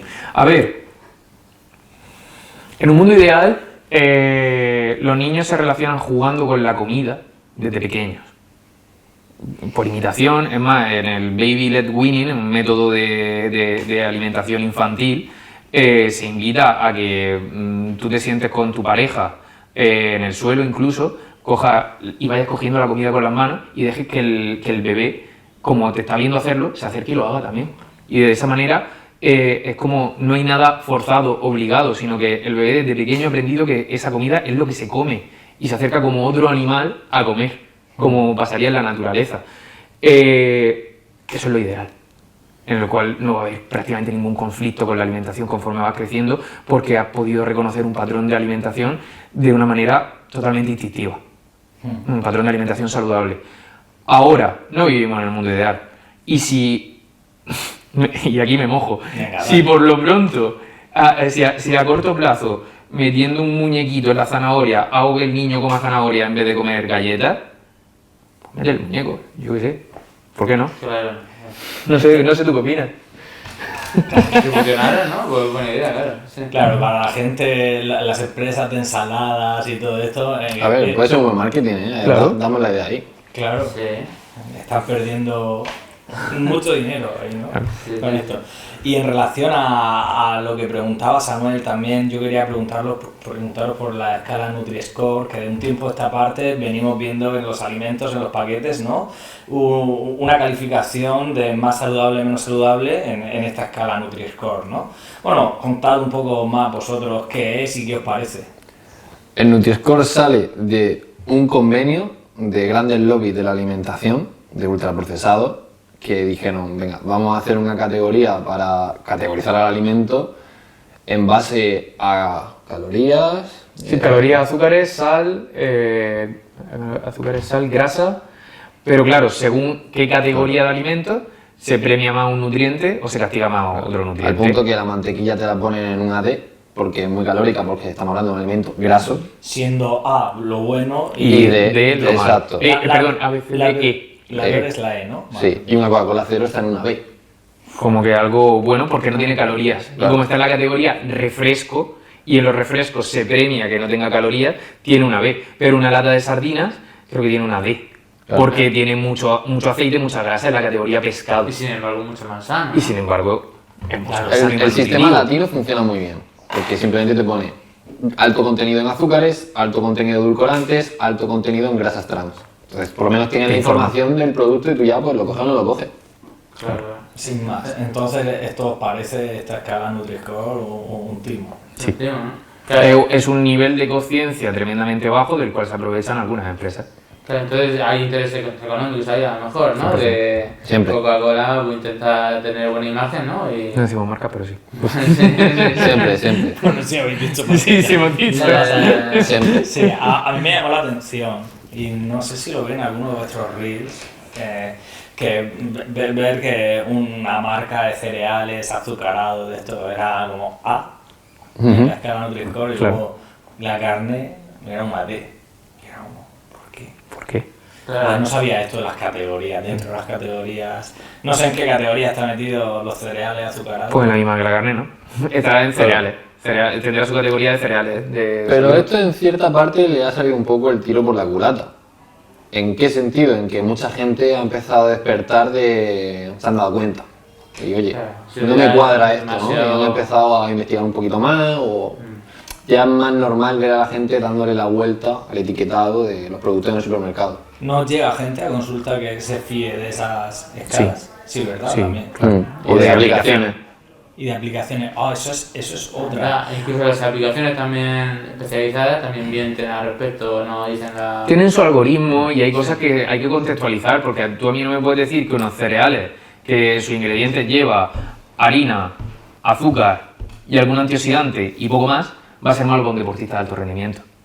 Mm. Entonces, no me lo puede... y la aplicación me va a decir que es malo, pero no me está contextualizando para quién es ese alimento. Y luego inculca mucho miedo, a veces injustificado por ese tipo. A ver, como una referencia básica, pues bueno, está bien porque la gente empieza a despertar un poquito, pero yo siempre digo, la máquina tienes que ser tú. Entonces, al final, recomendaría a la gente que no se fíe de esto y que vaya a un nutricionista o alguien experto. ¿Dónde podría mirar a la gente información fiable? Claro, al final tienes que ir buscando y generando tu propio criterio, porque va a haber buenos profesionales y malos profesionales. Sí. Nosotros abogamos siempre por buscar buenos profesionales y colaborar con los profesionales para que cada vez todos seamos mejores. Pero hay veces que si caes en manos de un mal profesional, pues a lo mejor te interesa más hacer una formación y leer libros de nutrición o ver vídeos de YouTube, que va a haber también con información, pero también puedes caer en desinformación. Entonces, Que hay mucha. claro, ¿qué ocurre? A mí me encanta un médico que se llama Borja Bandera, Sí. que él habla mucho de que tenemos la obligación, por el momento en el que vivimos, de tener una formación básica en medicina, en salud. Todos. Debería estar en el colegio. Pero como no está en el colegio, tenemos que buscarla. ¿Por qué? Porque hay tanto sesgo y hay tantas cosas que no están claras que o estamos todos formándonos un poquito o al final lo vamos a pagar. Claro.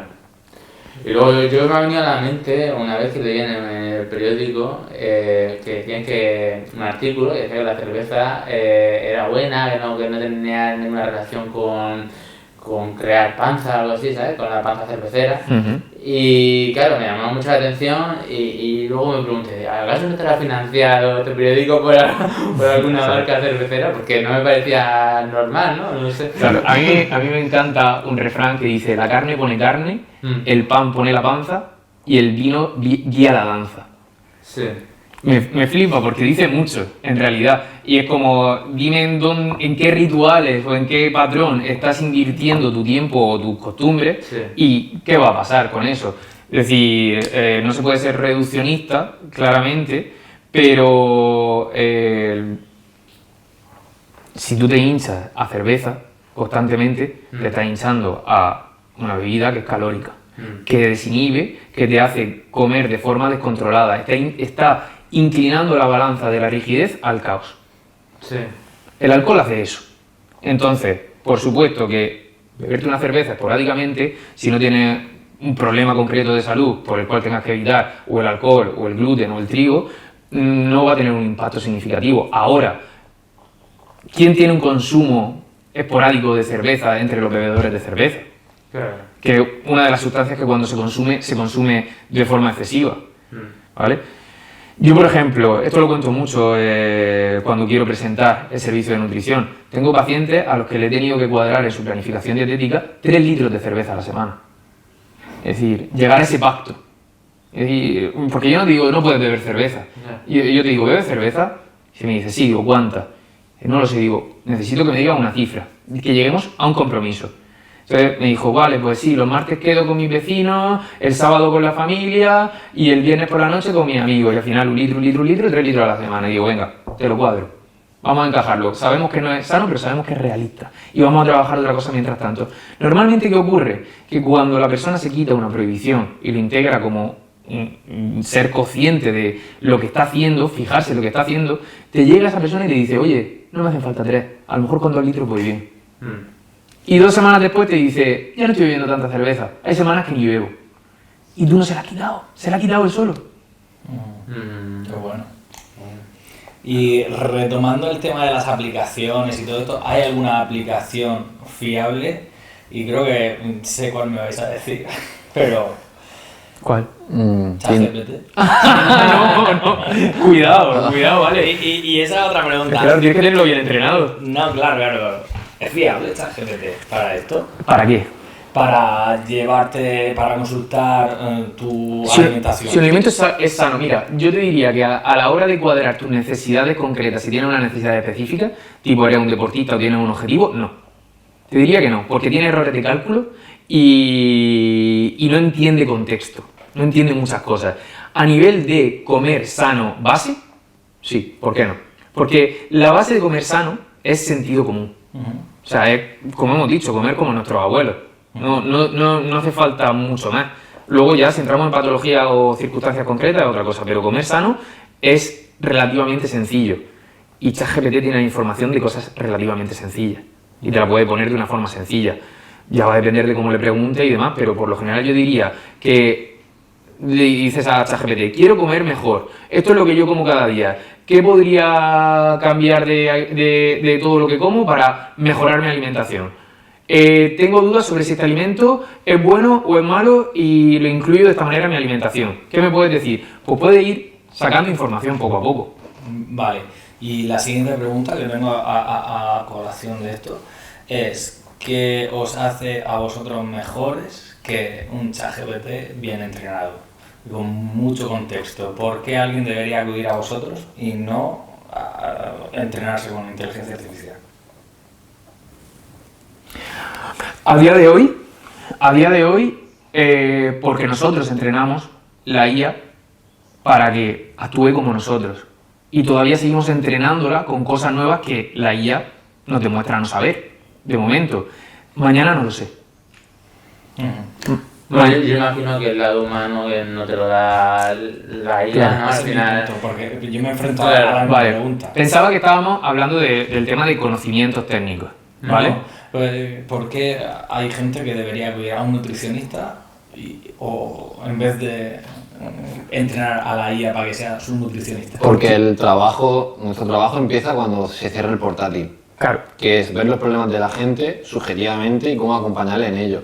ChatGPT te va a dar información de cosas objetivas, Claro. no sobre tus emociones, tus problemas y cómo esas emociones se manifiestan en tu vida. Claro, no somos solo lenguaje.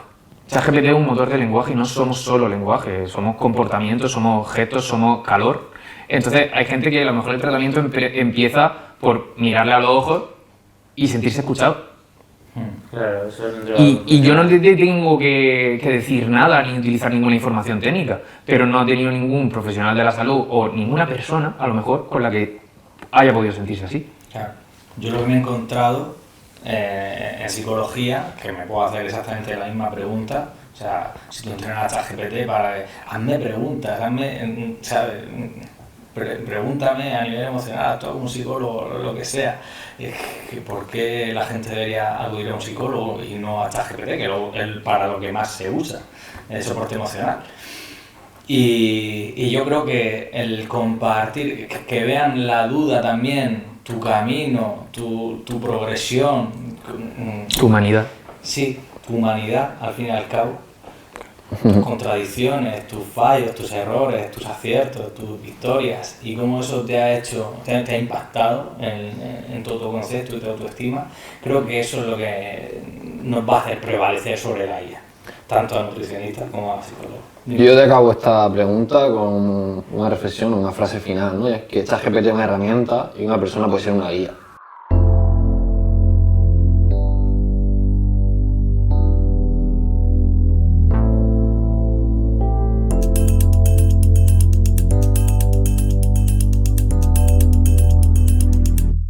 Bueno, chicos, quería abrir un melón que es polémico y sería súper interesante conocer vuestra opinión al respecto. ¿Qué opináis del tema del fomento de la diversidad corporal, la gordofobia y todo este tipo de cosas? ¿Empiezas tú? Sí, a ver, yo te voy a hablar del enfoque que nosotros podemos tener con las personas en general, ¿vale? A cualquier persona se tiene que alimentar independientemente de cómo sea su cuerpo. Ese es el primer punto. Entonces, cuando a nosotros nos viene alguien con una gordofobia impuesta, es decir, que es el principal problema de la gordofobia, no el de fuera, sino cuando te lo has creído y te lo comes tú mismo, ¿vale? Ese es para mí es el principal problema de la gordofobia, cuando te lo autoaplicas. Porque tú puedes soltarle mierda a los demás y que si no te cala ese discurso, no te afecte tanto. Pero si tú te lo crees y tú eres el primero que dices necesito perder peso, si pierdo peso esto va a ser mejor y demás, es cuando ya empiezas a dirigirte a tu propio cuerpo desde un enfoque equivocado. Que sí, que a nivel social está claro que hay gordofobia y afecta incluso a las relaciones laborales, a tu puesto de trabajo te puede afectar estar gordo. Y es una realidad. ¿Qué ocurre? Que si tú no te acercas a ese punto de tu vida desde el amor o el cariño, es decir, oye, sí, estoy gordo y me está suponiendo un problema, ¿vale? Pero yo lo que quiero no es adelgazar, yo quiero encontrarme bien. Quiero tratarme bien en esto. Y ese tratarme bien puede pasar por cambiar de entorno, puede pasar por comer mejor, ¿vale? Y puede pasar por muchas otras cosas que te plantees tú sobre tu vida. Y no necesariamente tienes por qué perder peso para estar mejor. A lo mejor tienes que cambiar otras cosas. Entonces, diversidad corporal que se dé la que se tenga que dar. Todos los cuerpos son bonitos. Ese tipo de discurso, ¿qué opinión os merece? Sí, para ti lo Sí, es. claro. O sea, es más lo que esté en ti, ¿no? El poder que tú le des a, Y todo el mundo tiene su público, eso a está ese claro. discurso. Claro, más que eso, por ejemplo, el otro día, que yo lo resumo porque me pasó en consulta. Una paciente con ciertas patologías bastante graves, de depender de un tratamiento de por vida o no, es que yo me quiero mucho, estoy gorda y a mí me gusta estar así, yo me veo muy guapa. Digo, en ningún momento yo he hablado de eso contigo, me parece perfecto y tiene que ser así, que cada uno se vea bien como quiera ser, como ha dicho Alfredo. Pero cuando ya entramos en un problema que tienes un síndrome metabólico, una enfermedad y unas limitaciones de vida, ya no es una aceptación corporal, una gordofobia, es que tienes un problema, tienes una enfermedad. Y ahí tenemos que adaptarnos y trabajar en ello.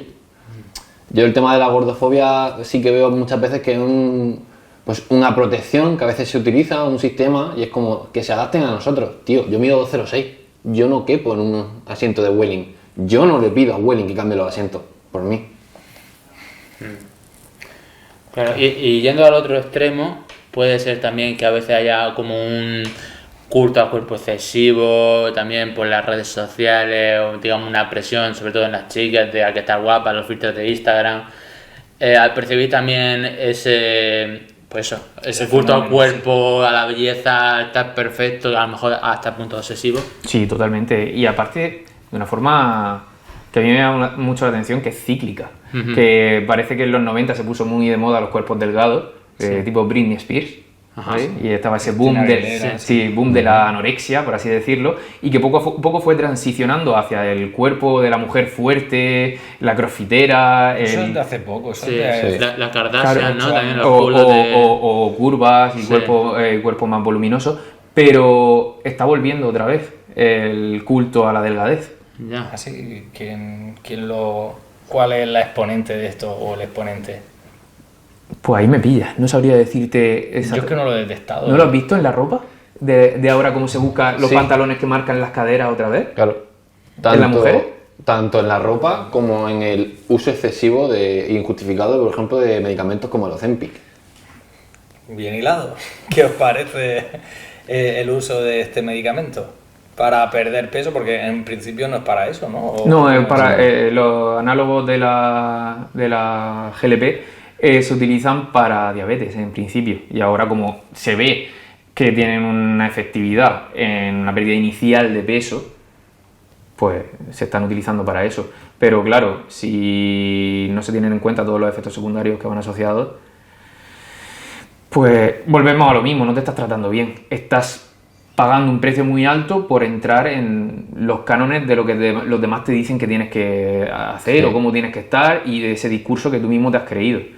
Entonces, como yo qué sé, yo he tenido pacientes que estaban desesperados y que no han encontrado otra solución para perder peso que sea ese, y han visto que cuando utilizan el Ozempic pierden peso, por lo menos al principio, de forma rápida. Entonces dices, joder, es que lo estás pasando mal, estás sufriendo, y al final tienes que buscar una solución a ese sufrimiento, no a tu exceso de peso, a tu sufrimiento. Lo tienes asociado el sufrimiento al exceso de peso, aunque seguramente no sea solo eso. Con el Ozempic estás fijando el problema en algo que no es el problema principal, no estás yendo a la causa, estás yendo al síntoma. Entonces te va a dar un parche inicial que ni siquiera te va a asegurar resultados a largo plazo y no te va a resolver el problema de fondo.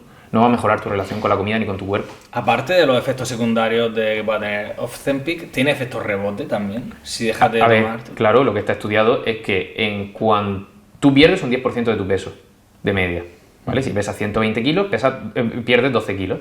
¿Vale? En cuanto dejas de tomarlo, recuperas 12 kilos o más.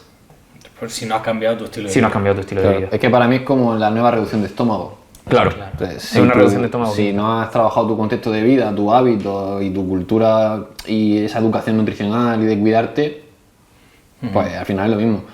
¿Qué está pasando? Que se está usando excesivamente. Yo conozco casos cercanos que para quitarse 3 kilos para una boda le pagan un extra al farmacéutico que lo está traficando y pínchate. Sí, Eso está en la calle, pero muy diariamente entre cafés. Sí, yo lo escucho coloquialmente como si tal cosa. Entonces no es algo que recomendéis para nada, ¿no? Solo lo hemos recomendado tal vez en 2 casos. Sí. En casos extremos que...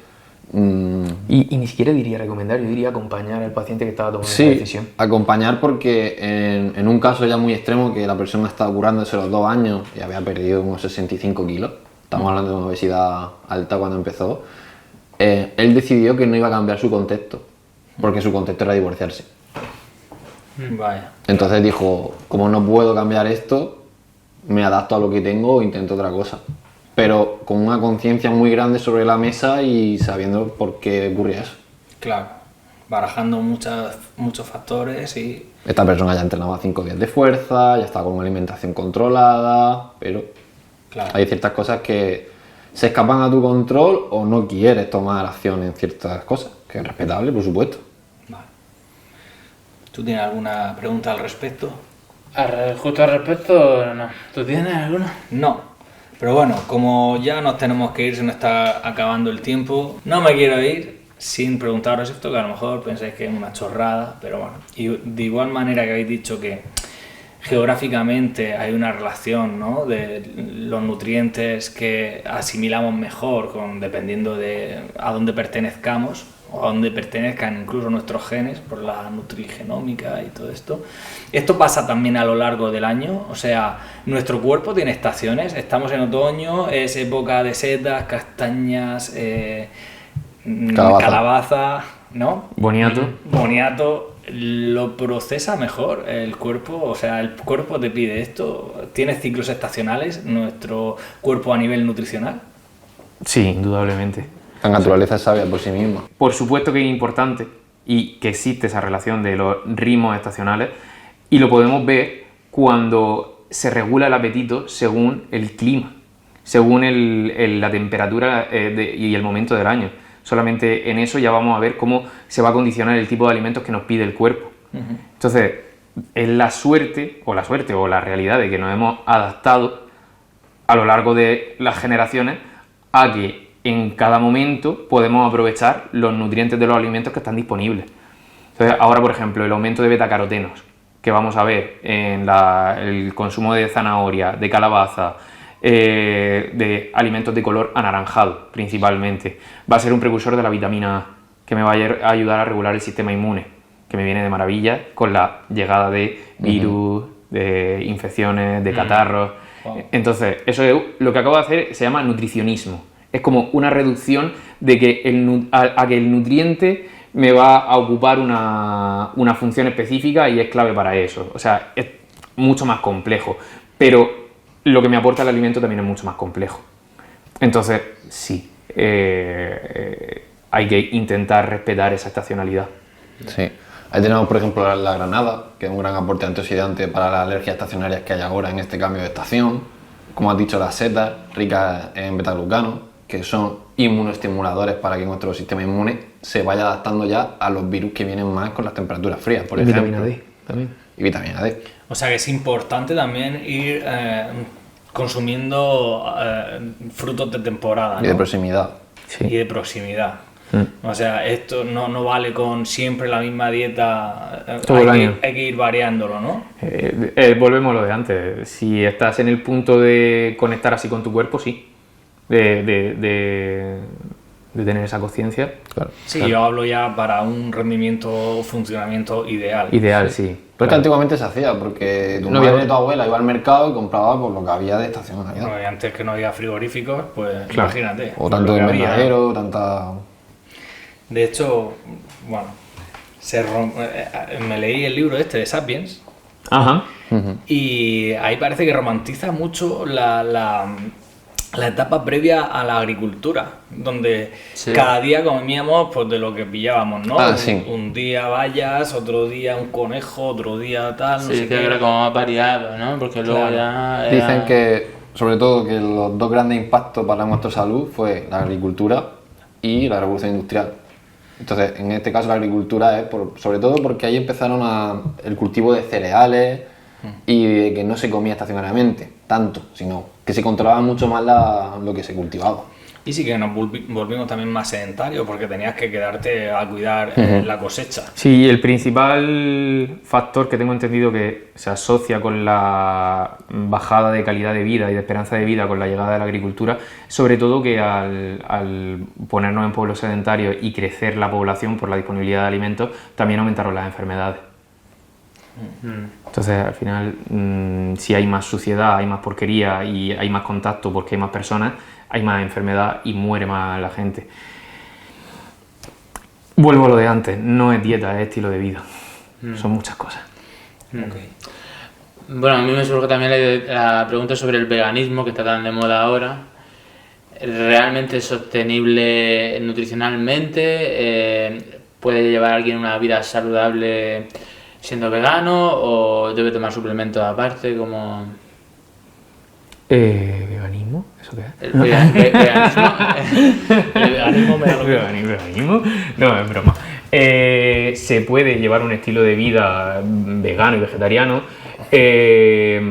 Habría que suplementar principalmente vitamina B12, que actualmente solo la podemos obtener de origen animal. Y bueno, y el suplemento va a ser sintético o de bacterias. Pero claro, ahí tenemos que ver mucho cómo respondes a esa dieta vegetariana, porque se tiene que adaptar tu microbiota. Es decir, vienes siendo vegetariano toda la vida y te sienta bien esa dieta vegetariana, o de repente has cortado el consumo de carne y has aumentado el consumo de legumbre y de verduras a lo bestia, y tu dieta vegetariana tiene legumbre y tiene suficiente proteína, o es una dieta vegetariana basada en patatas fritas O procesados de soja. y procesados de soja. Es que es muy generalista. Claro. Entonces, yo lo que digo, una dieta vegana bien planteada, si te adaptas bien y tu microbiota se adapta bien, no tiene ningún problema. Y hay veces que lo que podemos hacer es acompañar con probióticos y con enzimas digestivas para que tu microbiota se adapte más fácilmente a ese patrón de alimentación si es el que eliges. Sí, se podría llevar. La microbiota es otro gran tema que no sé si tenemos tiempo para hablar sobre eso. Bueno, eso. Pero Eso es para escribir, quizá sí. pero en resumen consistiría en, digamos, la parte de las bacterias de... Los bichitos, sí. Sí, claro, nosotros tenemos microbiota en todo el cuerpo, Sí. sobre todo en el intestino, pero tenemos nuestra microbiota genital, nuestra microbiota dérmica, nuestra microbiota oral. Lo que pasa es que tenemos muchos bichitos, muchas bacterias a nivel intestinal, y según los reinos de esas bacterias que tenemos, tanto en cantidad como en diversidad, Sí. nos va a regular muchísimos procesos metabólicos, hormonales, Claro. inmunes. Entonces, es clave. Ya lo ha dicho antes Ángel, que no se sabe si nosotros llevamos bacterias o las bacterias nos llevan a nosotros. Mm. Y lo que comentabas, ¿no? Hay gente que se adaptará perfectamente a una dieta vegana o vegetariana y otros, pues, esa falta de carne a lo mejor lo notan, se sienten más débiles o más sin Sí, energía, ¿no? Claro, por ejemplo, hay un equilibrio entre bacterias fermentativas y bacterias Sí. putrefactivas. Las putrefactivas normalmente van a proliferar más con el consumo de carne y las fermentativas con el consumo de alimentos ricos en fibra. No es una mejor que la otra, lo bueno es tener un equilibrio entre ambos tipos de bacterias. Normalmente un poquito más predominantes las fermentativas que las putrefactivas, pero tienen que estar ambos. Si de repente me quito todas las putrefactivas de en medio y aumentan las fermentativas muchísimo porque la proteína de la dieta baja mucho o no he podido equilibrar esos aminoácidos de la dieta con una dieta vegana, voy a tener, posiblemente pueda tener problemas digestivos y eso acarrea luego otros problemas de salud. Pero bueno, depende de cada persona. Muy bien, chicos, yo creo que lo podemos dejar por hoy, aunque me quedan muchas preguntas. Nos quedamos con ganas Me quedo de, con muchas sí, ganas de de haceros seguir. muchas preguntas, pero es que este tema es infinito. Sí. A ver, yo creo que quizá como conclusión podrían dar algún tip a la gente de que quiera empezar a cuidarse, qué tip, qué consejo le darían así básico. Momento spam. Meteros a buscar Nu Murcia en redes sociales y empezad por ahí que tenéis muchos consejos. Consejo único, no sé, ¿tú tienes alguno? ¿Se te viene a la cabeza? Que vayan con la mente abierta y buscando la salud, no un objetivo. Claro, ¿por qué alguien debería preocuparse por la nutrición? Alguien que que le da absolutamente igual. Porque es una pata fundamental de su salud y en cualquier momento, en cualquier etapa de su vida, se va a tener que encargar de su salud. Pues ya lo sabéis, audiencia. Hay que cuidarse, hay que comer bien y hay que visitar Nu Murcia. ¿Quieres añadir tú algo, Samuel? No, yo creo que ya lo han dicho ya ellos todo, ¿no? Y Pues muchísimas gracias, chicos, por venir. Ha sido increíble. Gracias a esta vosotros, charla, a vosotros. Y espero que pronto hagamos la continuación porque Pues se repite la comida. se queda, bueno, es que quedan tantas cosas. Ya me dijo que tú solo, se me dijo Alfredo que solo del aguacate tú me podrías hablar 2 horas. Eso me dijo, Sí, eso me dijo. sí, a raíz de ICIAR tú puedes empezar a hilar de ahí. Sí, sí, sí. Sí se puede hablar. El 50% de agua. Y el otro 50% Escate. cate. Dios, venga, vale, ahí con eso lo dejamos. bueno, pues nada, pues tenemos ahí mucho que hablar. Venga, Venga. muchas gracias y nos vemos en la próxima audiencia. Hasta luego. Hasta luego, chao.